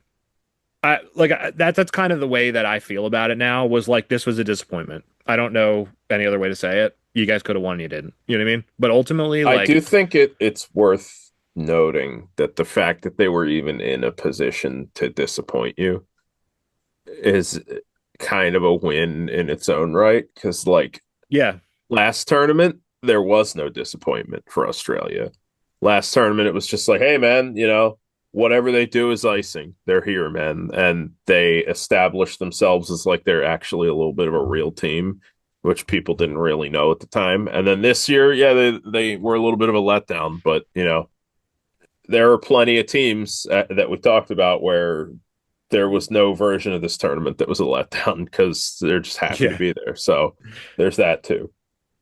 So I think you bring up such a good point there, and that's what made me kind of like walk back my like anger about it, because I was like, I remember the 2017 tournament and Australia got to just beat up on China because China's just not a real baseball team. And Right. then Yeah. they lost to Cuba, they lost to Japan. They actually played Japan pretty close, but they lost to Cuba, they lost to Japan. Nobody expected them to do well in those games, and that's the way it was. And so Hmm. coming into the 2023 tournament, that was the expectation, right? They'll lose to Japan, they'll lose to Korea, they'll beat the Czech Republic, because the Czech Republic's not a real baseball team, basically, Right. Yeah. and then they'll beat China because China's not a real baseball team. And so people were like, Australia's not good. They're set up in a way that they should be okay in the tournament, but they're not going to make any noise. And they went out there and made some noise, dude. And I remember I was like the only one shouting that, right? And Yeah. then the 2026 tournament rolls around, and people were like, yeah, Australia's kind of fun. They're better than we gave them credit for, but Korea's going to be back with a vengeance. Taiwan's real good. Australia won't get relegated because they have the good fortune to play in the Czech pool, but they're going to go, 1-3. They're going to lose to they're going to beat the Czechs and lose to everybody else. And, and whatever, and they'll be back next tournament and they won't be that good, right? Right. Um, people can't say that anymore. You know what I mean? And like I do want to give the Team Australia credit for that because they almost advanced. And if they advanced again, that was obvious that you can't say that anymore. But two, like they hung in there in every game. They won two of them and then they lost, they lost two of them in heartbreakers. They almost beat Japan. Like anybody watching the World Baseball Classic has got to realize now, like Australia can beat good teams. I'm not saying they will every time, but they can do it. Well, I think that news arrived when they beat Korea last time because that was one of the biggest upsets in tournament history. The only bigger one might have been when I think was it the Netherlands who beat the Dominican Republic in like 2009. Yeah, there was a crazy one I remember. Although Yeah, Italy beating the US is an enormous yeah, upset. you know, I think maybe because we know the off the field reasons why that happened, it feels less impressive. But like, yeah, that's in the pantheon too. But like, yeah, Yeah. Australia, like I I remember predicting that I did not expect Korea to step on a rake against Australia again because I'm sure I actually it's not even that I'm sure. I think I've read that the sting of their exit from last time like stuck with that program the entire time since. And yeah, they took the game seriously and they beat Australia pretty soundly. Yeah, but they lost to Taiwan, which they probably shouldn't have. They did, yeah. I mean, Korea's not Korea's not like Korea's not like solidly better than Australia anymore. And yeah, that's just a win for Australia because, Yeah. you know, Australia was not looked at as a real baseball country. And Australia's having domestic baseball issues too that we've talked about on Yeah. the We've podcast covered before. But those. like, you know, as long as they can put together a team that's relevant in the World Baseball Classic, there's still pretty good hope for them, I would think. I forget which team it was, but I think I read somewhere that one of the teams that left the ABL wants to come back. I actually don't know. Oh, I mean that I might be making that up. Maybe that came to me in a dream. You know, it came to me in a dream. But yeah, I mean, I don't know. I think I would not say that Australia is. I mean, it's a letdown if you're a fan and you wanted them to advance, but it's not a letdown if we're looking at it objectively. I think I would say that I mean I got my bootleg Australia hoodie coming, Yeah. so I'm ready. They have great merch. They do, yeah. Their hat I is think that elite. there's actually this weird phenomenon where the jerseys are more boring than ever, but all of the other merch around the WBC has been like really good this year. Like Hmm. everybody's hoodie is really good. Everybody's like team undershirt is like really cool. The hats are all like pretty good. Um, the one jersey that I think stands out, Mexico's green jersey, is really, really nice. Can I bring up another thing about Australia that I'd like to talk about? Yes. So here's the thing that I think matters to me. I would say the most at this point about Australia. Okay. Um, I do see a problem for them moving forward. I Okay. think, I think, and I love this about the World Baseball Classic. I think that 2027 or 2017 being a super exciting tournament, that was when things changed to like, all right, now we care. And then 2023 was the first time people really started taking it seriously, and it was an awesome tournament. Yeah. People really care now. And then 2026 obviously has been a furtherance of that. Now people really care. This is all good stuff. I'm very happy about this. Hmm. With that comes the fact that a bunch of teams are getting their guys now, right? Like Australia Yeah. got Travis Bazzana and Curtis Mead. They did not have that last time. I don't think Bazzana was really in consideration because he was really young, but they didn't have Curtis Mead last time. They didn't have Liam Hendricks stuff, right? Yeah. Lots of teams have been getting their guys, right? And I think that's wonderful. I'm very happy about that. Here's the problem. Most teams have guys out there to be gotten, right? For instance, Brazil has Bo Bichette. He would be a game changer. I don't. Brazil obviously still wouldn't be good, but that's a huge upgrade, right? Right. Great Britain had plenty of guys, Jack Leiter or somebody they could have, right? There's all these different guys that teams could have had. The problem that I see moving forward is I think in 2029, we're going to see more of that. Teams are going to bring in more big names, guys are going to want to play. This is all good stuff. The problem for Australia, and a lot can change in 3 years, something could come up that I don't know about. Australia is, I think, pretty close to the peak of their powers. They got Bazana, they got Curtis Mead.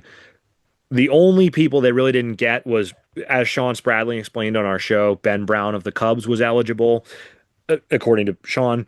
That probably would have been the best pitcher on Team Australia. That could make a difference. So, that could be a good get for 2029. Right. Liam Hendricks was not on the team this year. Who knows why that was?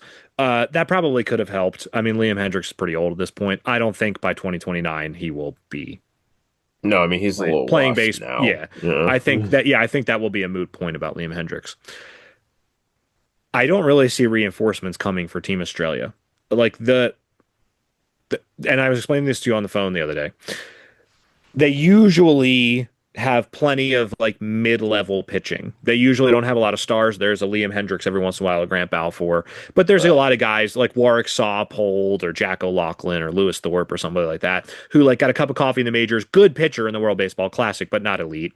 Um, and then they have a lot of guys who like played AAA ball for a long time, like stuff like that. So I'm not as worried about their pitching because there's plenty of guys like that. There's plenty of guys playing in the minors right now for Australia. There's a guy Brandon Bidwell who was like the best pitcher, and Blake Townsend who were both in the Pirates organization. They both had awesome years. Like I think they'll be okay pitching. Their offense did not get the job done in this tournament, and if they had advanced, it would have been because the pitching was like awesome for the most part. Um, their offense didn't get the job done, and they got all of their guys. There was nobody on the offensive side of the ball that they didn't get. They had Bazana, they had Curtis Mead. Those were the two MLB caliber guys. And then other than that, it was ABL guys, right? There's not really any Australian guys playing in the minor leagues on the offensive side of the ball. The one guy is there was a guy named Brent Iredale who had a really good year, a really good college career at I think Arkansas, so an SEC school, and he got drafted in like the eighth round. He's got a lot of power. Mhm. There's a kid called Jimmy Natty, or maybe it's Nati, I don't know, it's Nati, who I think plays for like Stanford. He's a catcher, so like maybe that guy could be something. I would love it, but like there's not really high level minors guys or MLB guys coming through the pipeline. I don't think so. Yeah, Even if there's not Australia like gets elite reinforcements on the way. yeah, like even if Australia gets all their guys next time, and I hope they do, the lineup will probably be, assuming that happens, Bazana, Mead, and then what? Something. You know what I mean? And so it's Yeah. like I think if other teams really start stepping up their game, I don't think Australia can keep up with that. You know what I mean? And Yeah, I I mean, I think that there's there is really fast. There is always the possibility that somebody, I don't know, Mookie Betts has an Australian wife or something. You know, what I mean? Like that. I don't know everything, so who knows? They could pull a rabbit out of their hat. But other than that, like I think they're in trouble on offense because I just don't think they really have any hitters.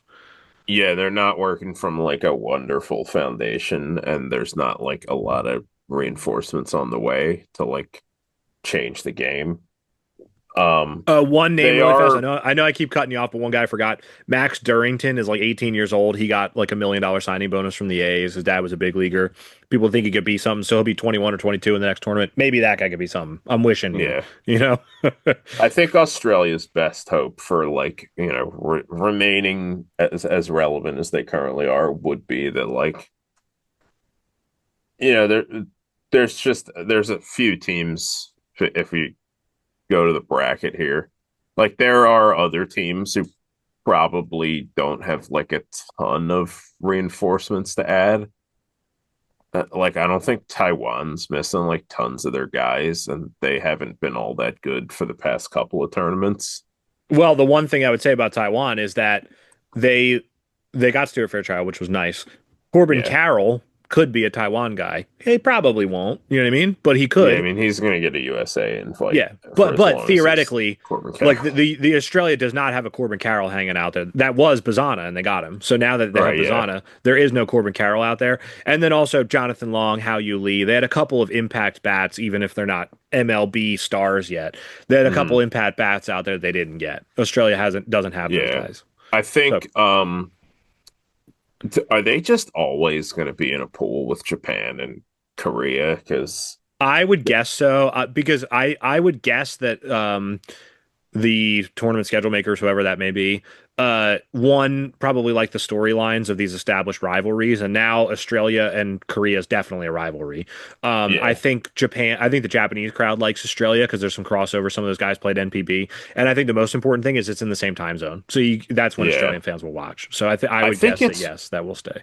it's genuinely wild that Japanese fans just seem to be partying no matter who's playing.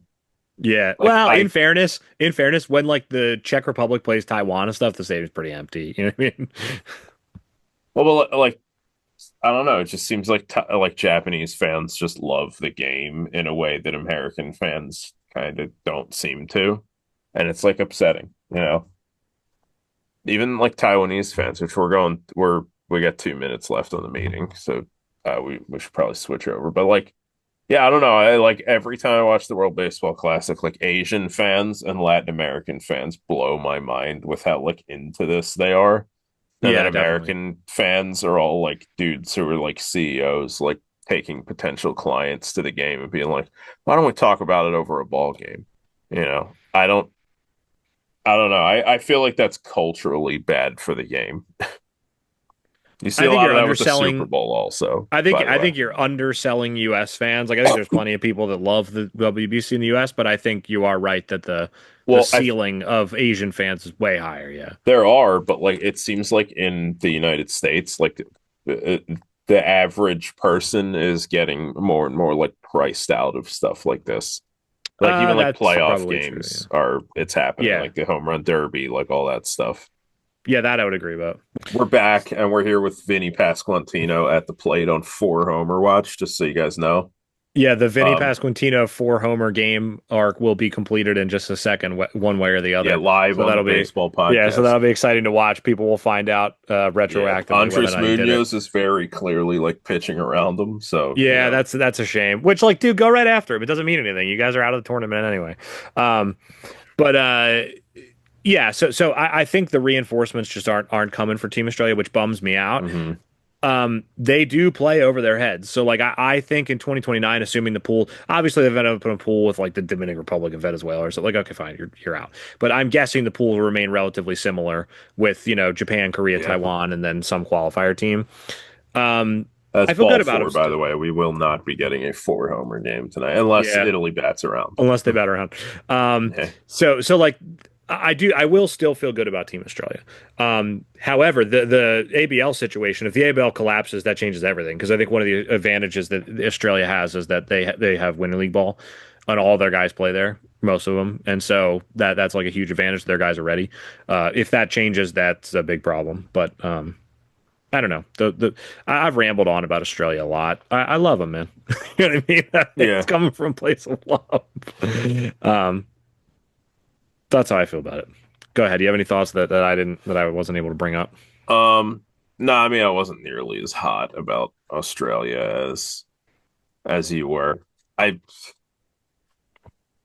I think it's just that I didn't watch the games for Australia like as religiously as you did, but Oh yeah, I wrecked my sleep schedule to see the first two games because they were on at more reasonable right. times.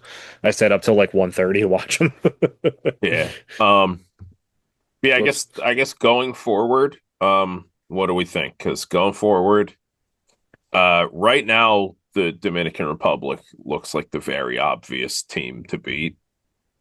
It would I'll not be stick the first time that the obvious team to beat has fallen apart before the finals, but I will stick with the US because now it's just, winner take all every single game. They know they can't screw around now, which is good. And I just think the talent on the roster. I mean, the Dominican Republic probably has just as much talent or maybe a smidge less, but I think the US is just unbeatable. yeah, Like, what I mean? Like with I their guys think playing that at Dominican 100%. Republic is the DR has like a little bit less talent, but that's just because the United States has like an MVP candidate every single position. Right. And Ernie Um, Clement. well, he's not really a starter unless they think they clinched when they didn't. Um, Yeah. Venezuela, I do have to say, main enemy of the podcast, Luis Arias, having an incredible tournament so Yeah. far.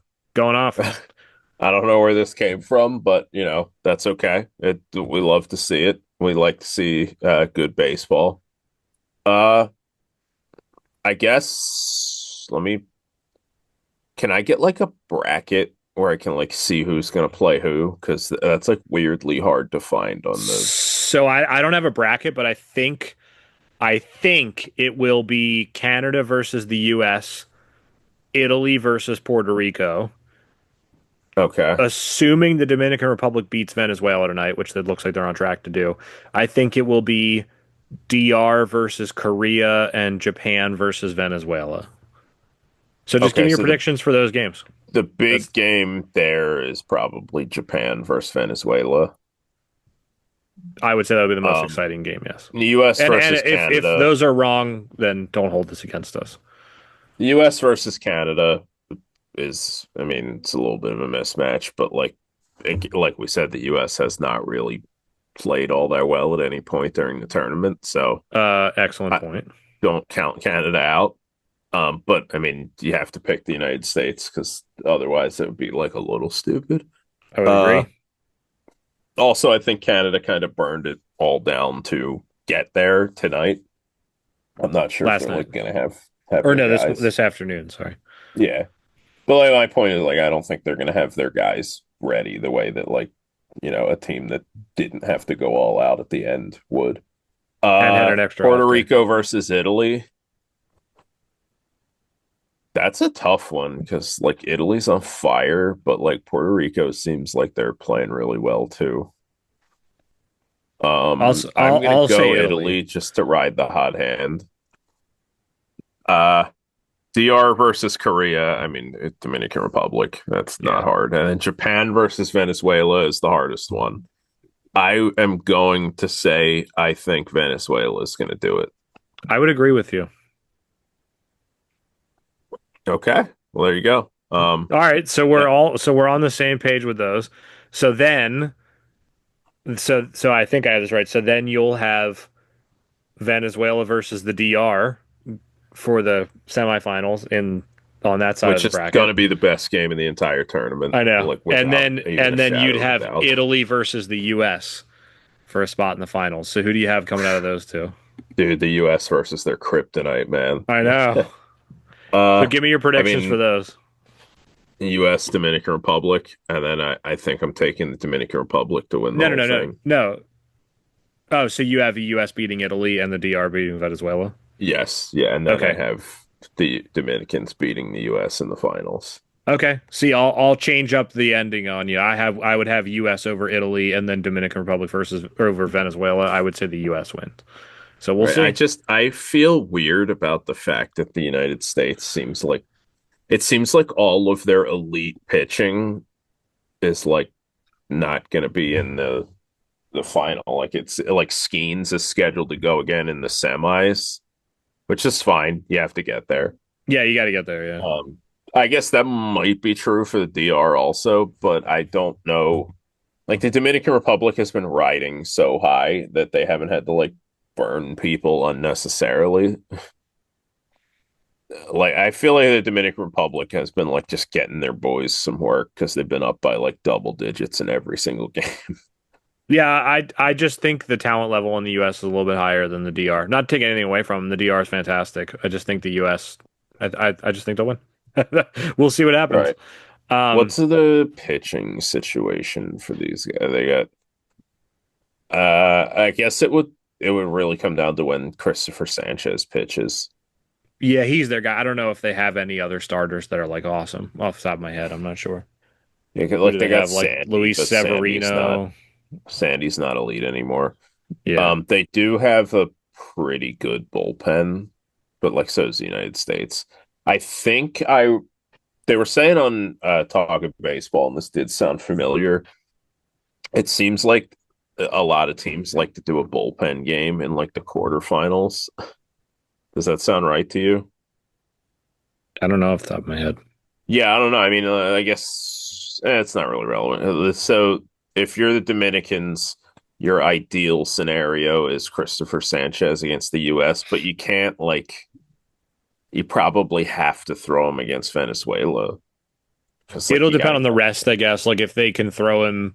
in this next game, then he probably wouldn't be available for the semis, and then he might be for Right. the. Who knows? I don't know if we could predict that, but I don't know. Those are our predictions. Um, Yeah. I think it's been a great World Baseball Classic so far. Not everything has happened the way that I wanted to, and there have been some dumb shenanigans, but it's been very Right. exciting. And some teams have put themselves on the map that weren't previously. A lot of players have put Yeah. themselves on the map that weren't previously. That's I think kind of this has like the been good. purpose of the World Baseball Classic in like a meta sense too, is like Yeah, there are dudes who will show up and like ball out at the WBC who like put themselves on people's radar as a result. yeah, agreed. And we have seen a decent amount of that this time around. So And it's I think almost like a win no matter what, you know? Yeah, and I think like culturally, it's been gaining more traction every single time, which is obviously good. This is anecdotal, Yeah. but I had a woman at church who I know pretty well. I was talking to the other day, and she knows that I like baseball, and she likes it in like a passing sense, like go Phillies, you know what I mean? Like she knows the Yeah. guys from when she was a kid, but like not super familiar. And she was like, "What's up with this World Classic thing?" And I was like, "Huh?" And she was like, "Yeah, I'd never heard of it before." And I was like, and she was like asking me all about it, and I said, "Oh yeah, it started in 2006 and five of them." And she was like, "How come this is the first one I'm hearing of?" And she was like, "I know the U.S. is doing really well." And I was like, "If she's finding out about it, it's gaining some steam." Right. You know what I mean? Yeah, Um, clearly she doesn't know ball fully because she said the US is doing really well, but you know, I you mean, they take were the win winning where it. you can They were get it. 3-0 when we were having this conversation. Right. You were, yeah. But like that made me happy that I was like, hey, like non-baseball fans are hearing about it. And I don't think that was the Right. case in 2006, 2009, 2017. So I think that's good. No, they like even in the last tournament, a lot of people were just openly resisting the idea that this was anything other than a waste of time. And I have not really seen any of that this time Yeah. around. The one thing they have got to figure out the insurance thing. Um, Yeah, I think we went over that with Sean, but that's probably the it's probably the biggest like blemish on this tournament is that a bunch of good players dropped out for insurance reasons. yeah, this is one where I actually would love to have somebody on the show who just knows more about this than I do because I didn't even know that the WBC had insurance until like this happened. I Um, think it was just kind of like a foregone conclusion up to this point, you know? Yeah, like I Like didn't I know never about it, heard and about and it so before like that. I've been hearing people say things like FIFA would never allow this to happen with their World Right. Cup, like that sort of thing, and I'm sure that's true. Like nobody says no to a World Cup invite, you know what I mean? And I Yeah. think what's important is that, um, like uh, here's why I want an expert's opinion because on the one hand, I understand saying insurance companies like to deny claims. If your insurance isn't going to pay out if something bad happens, we don't necessarily want that to happen, so that could mess things up. I am sympathetic to that argument. That happens to plenty of Americans all the time. Right. However, I kind of wonder if this is a greedy owners being greedy owners thing again, because plenty of guys like I remember Steven Strasburg when he had that debilitating injury that like ruined his career. Hey, Italy He with the win, by the way. yeah, I saw that. I Locked saw up. that some kids dressed as the Pope. Nice. I saw that when Yeah, there he Steven is. Strasburg had his like debilitating injury that ruined his career, he did not have insurance and they signed him to the contract anyway. So like clearly it's Right. not every single MLB player has, and I think Anthony Rendon's probably the same thing, something like that. I remember hearing about other guys. Like clearly it's not a foregone conclusion that every MLB player has insurance all the time, and teams are still willing to take risks. So this is one where like you need to be willing to take the risk. You know what I mean? Like Hmm. I do think this maybe will turn out to be one where we should just say like the owners are billionaires. Like not to impugn billionaires. I don't think it makes you a bad person, but like you should be willing to lose a little bit of money if your player gets hurt in the pursuit of something greater. You know what I mean? All And right. so I think this will Unfortunately, it seems like it's a little bit of a silly ask to go to anybody who's a billionaire and be like, "Oh, you should lose a little bit of money." It just seems Well, like well, that's just not I think we're enough. really going to find out because right now, like the line that we've been given for the World Baseball Classic for a few years has been the players love it, they really care. A lot of guys would rather win this than a World Series, and I'm sure that's been true for plenty of guys. I think we're going to Right. find out how much they care because everybody knows this labor dispute is just going to be a nightmare, and the players have the opportunity to negotiate in probably whatever they want about the World Baseball Classic. And so, like, how much do Yeah. you guys care about it? How much are you going to fight to get World Baseball Classic stuff into the CBA? We'll find out. Yeah. I think a bad sign on that front is probably Tarek Skubal in this tournament because it he seems like he genuinely wants to play. but because he has like a legendary payout probably waiting for him on the other side of, Yeah, you know, when real he fast, becomes a real free fast. agent. Just because I'm seeing it on my screen, the Okay. matchups will be Korea and then the winner of Venezuela slash DR. And well, they took the graphic away, but whatever. I think we had I it don't know. right in our bracket Yeah, thing. it So looks like we did. yeah. But All yeah, right, go Tarek ahead. Skubal, it does seem like he genuinely wanted to come back and play again, but I don't think the Tigers care terribly because I think the Tigers have kind of just written off the idea that they're going to have Tarek Skubal beyond like the next season. I'm sure you're probably It's right. probably Skubal and his agent, who I think is Scott Boras. They probably were like, "Hey, man, you can't do this. Like, you cannot risk like the level of payout you're going to get on, you know, what they probably agreed, which I would not agree with, but they probably agreed like this is sort of like an exhibition plus game, and they're like, it's not worth it, and it seems like that kind of that sort of talked Scooble out of pitching again. It seems that might change. I'm sure they would let him pitch if he wanted to, but Now, see, um, that's one where I actually, and if we're putting words in Tarek Google's mouth, but if that's actually the case, which I think there's a very good chance it is, that's one where I'm a lot more sympathetic to that than other arguments because saying like if you break it down in those terms and say, hey, you have a $500 million or something like that coming your way, there right. is a 5% chance that all goes down the drain if you play extra baseball, which is what this is. Hmm. I am somewhat sympathetic to somebody saying, I don't want to take a 5% chance of losing a $500 million. It might not be the decision Yeah, I would make or other people. I'm not staring that payday in the face, so I really can't tell you what I would say.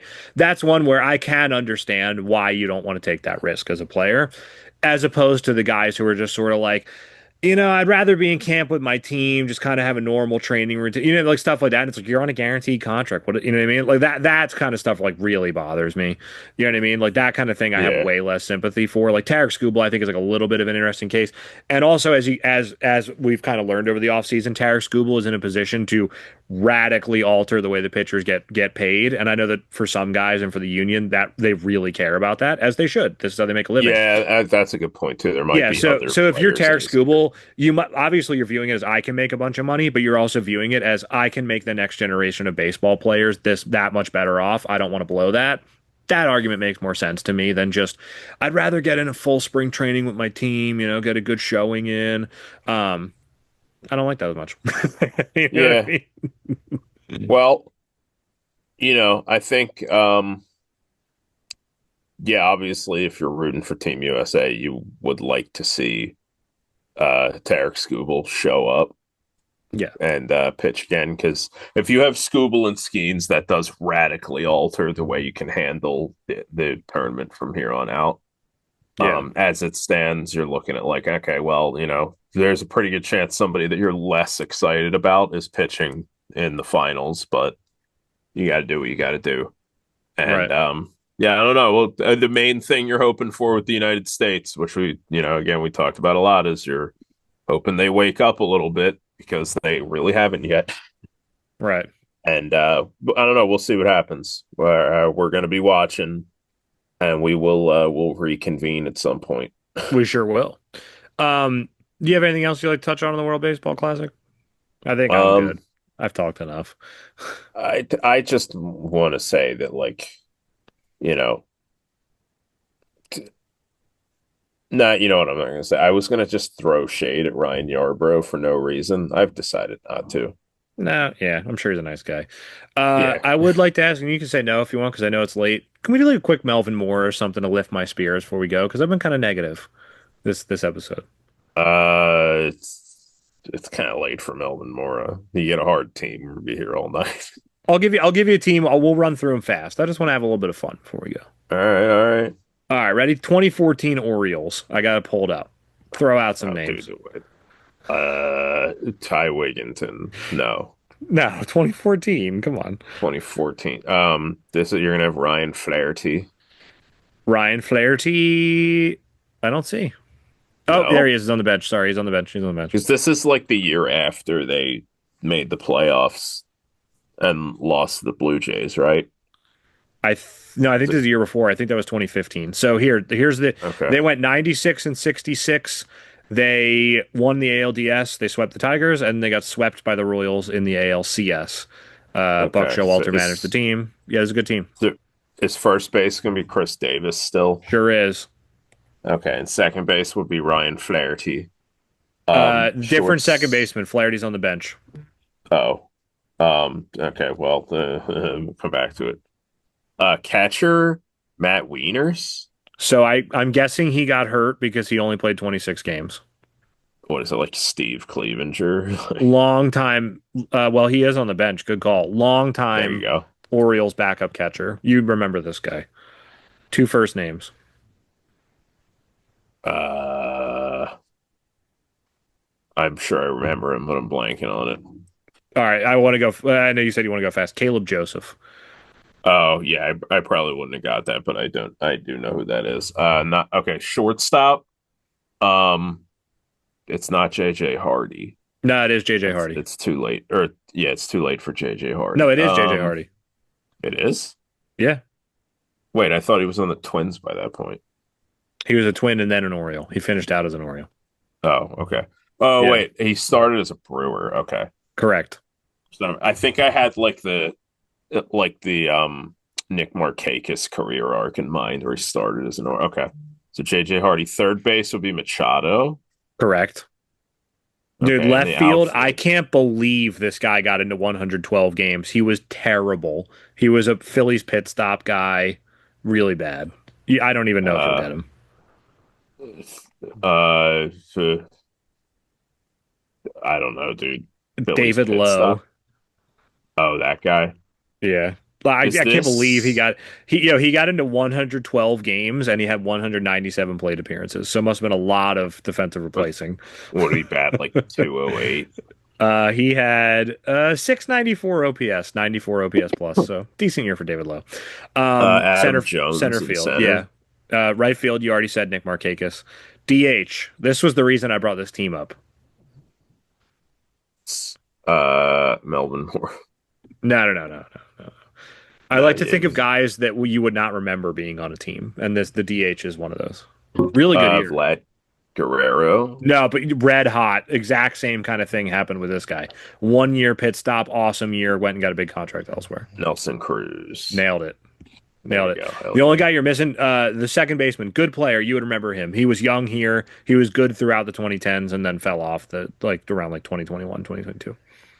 Uh, Had some power. All star. oh man, I should get this. Funny last name. Dude, you're killing me. You want me to just give it to you? Yeah. Jonathan Scope. Ah, Yeah, you should have gotten him. yeah, he Um, was good. okay, here's some bench guys. World Series hero, not as an Oriole. Steve Pierce. Yeah, nice. Yeah, Steve Pierce went bananas, dude. 102 games, 930 OPS, 5.8 WAR, 157 Steve OPS plus. Pierce. Steve Pierce was like weirdly good sometimes. I mean, I remember the World Series run he had. I didn't remember him being good other times. Okay, you got an outfielder here on the bench. First overall pick a while back. Never really made it in the major. Like, I mean, he was around for a long time, but never really that good. Mashed ABL pitching for a couple years.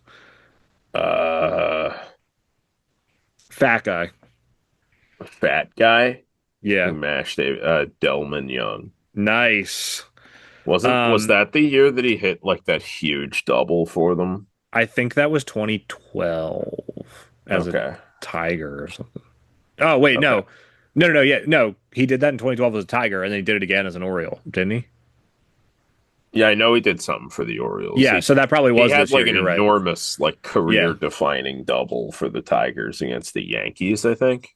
yeah. That I don't remember if it was the Yankees, but that was 2012, I think, when they went to the World Series, and then I think he did something this year again as an Oriole. Yeah, I think you're right. Right. Okay. Okay, they got another catcher on here. You remember him as like a Padre.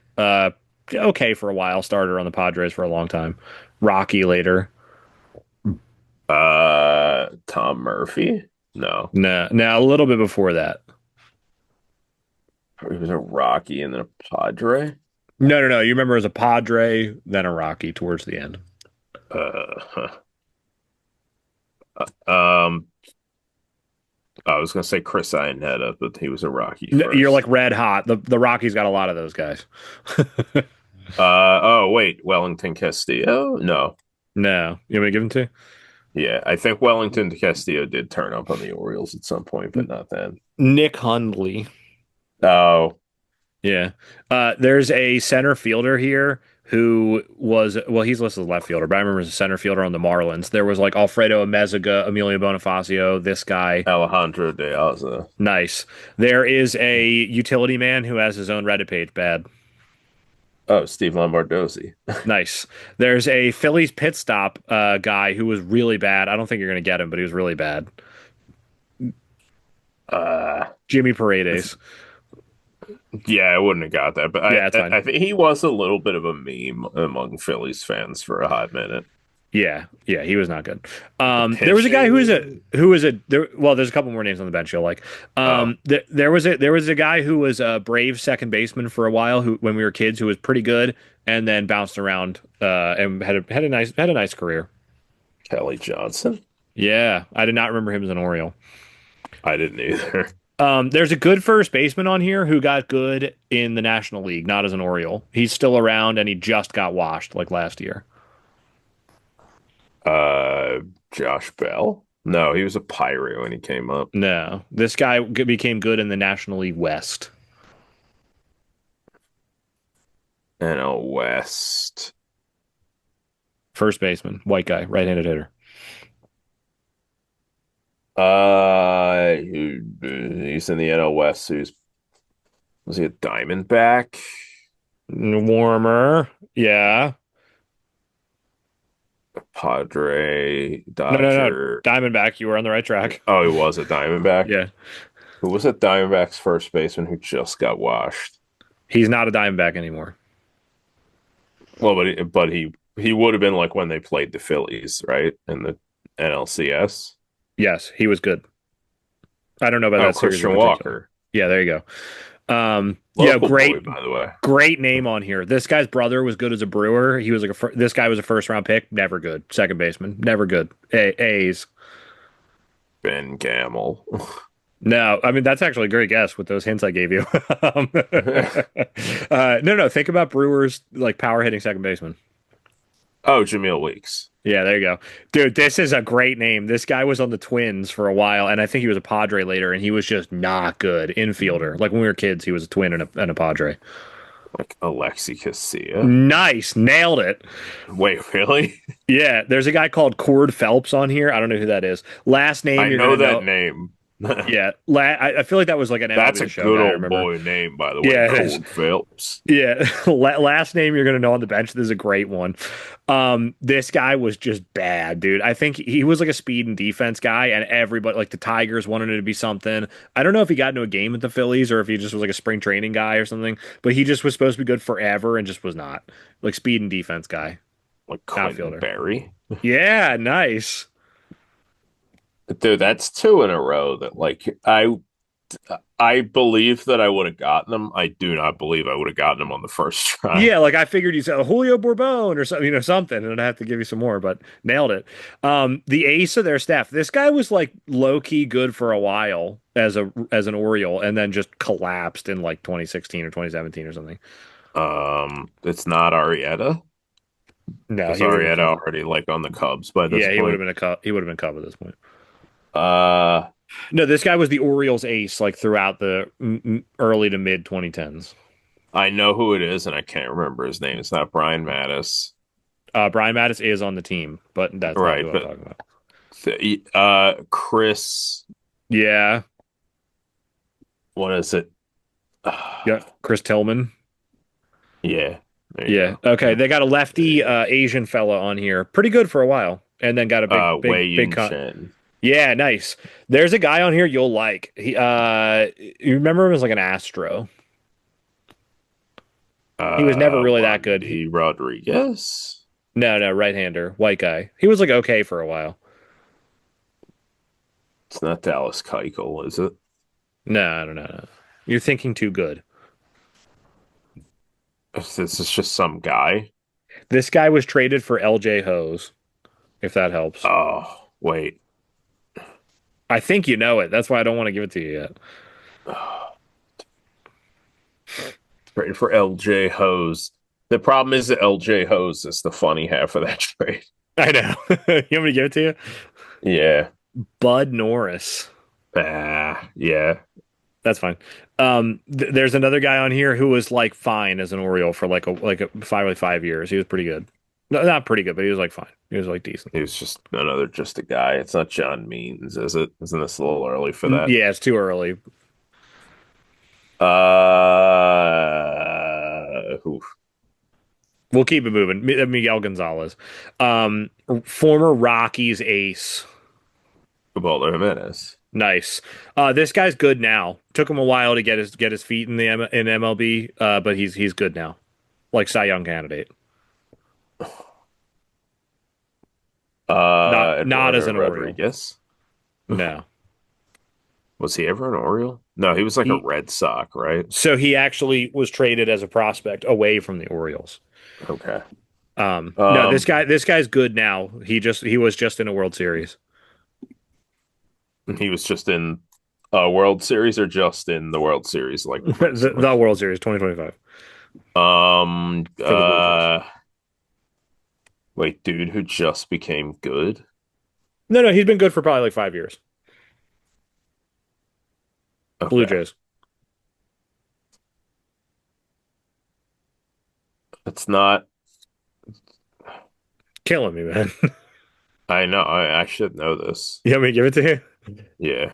Kevin Gossman.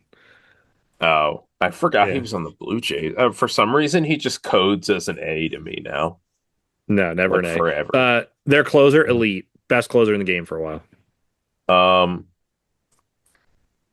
Jim Johnson. No. Dude, you remember this left-hander through gas, like bowling ball sinker, converted starter. Um, I definitely remember this, but I'm blanking on it. They had a I feel bunch like of this guy. Like it was like Brian Mattis, this guy, Tommy Hunter. Oh, I just gave you one. I'm sorry. I didn't realize Tommy Hunter was on this team. But they had a bunch of these guys, and this guy became like an elite closer. You got to get him, dude. He became a Yankee later on. oh, wait, Andrew Miller.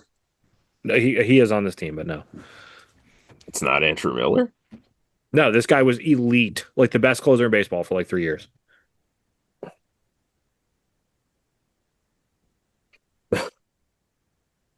Uh, Think of a team that lost to the U.S. in the World Baseball Classic this time. this time, Yeah, like this tournament. Mexico, No, keep going. Great Britain. Eh, eh.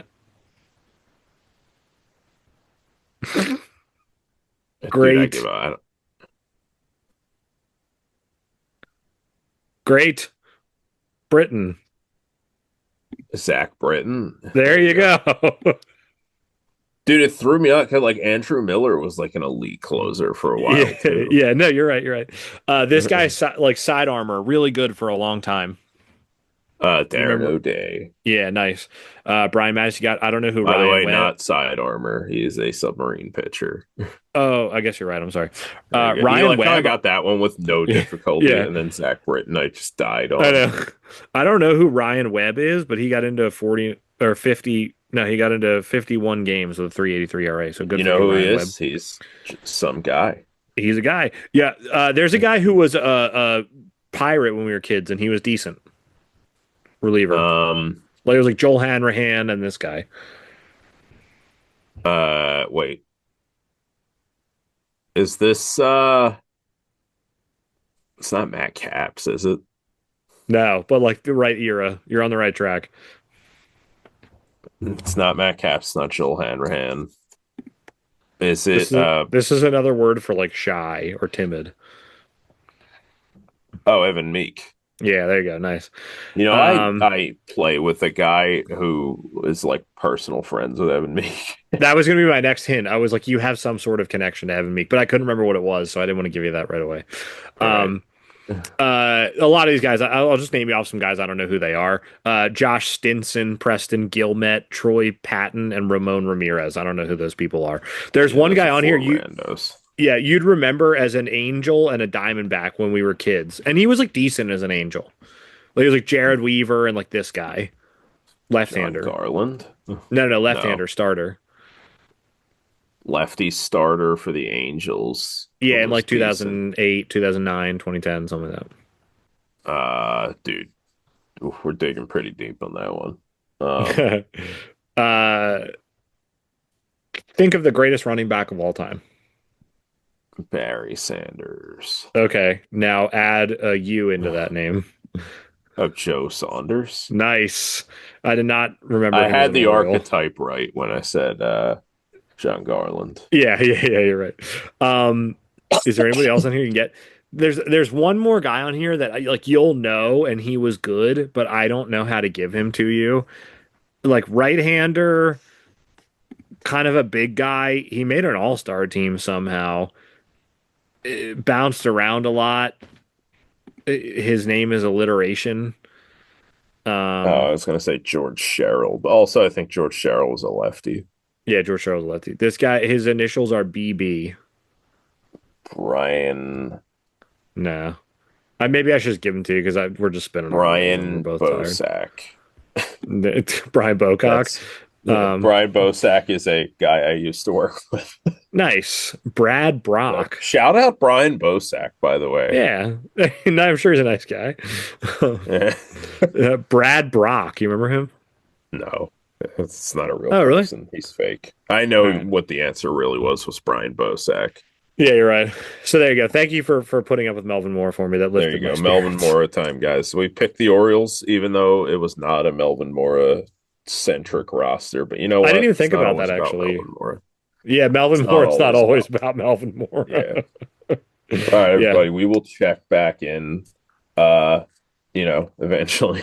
Yeah. We should do I don't know another if it'll be one like after recapping the this. quarters or after the semis or whatever, but certainly after the finals at minimum. Yeah, we'll get back on. Yeah. Yeah. All right. All right. Thank you for listening. Yeah. You want to tell everybody where we can be found? Oh yeah, you can catch us on Twitter/X, whatever you want to call it, at the Baseball Pod 2, I think, right? I gotta look it We're up now. always really on top of our Yeah, you can catch us on Twitter/X at the Baseball Pod 2, and then you can catch us. You can email us at thebaseballpod@gmail.com. yeah, So and you should feel free to. shoot us an Yeah, feel email. free to. So anyway, enjoy the rest of the World Baseball Classic. All right, guys, watch baseball.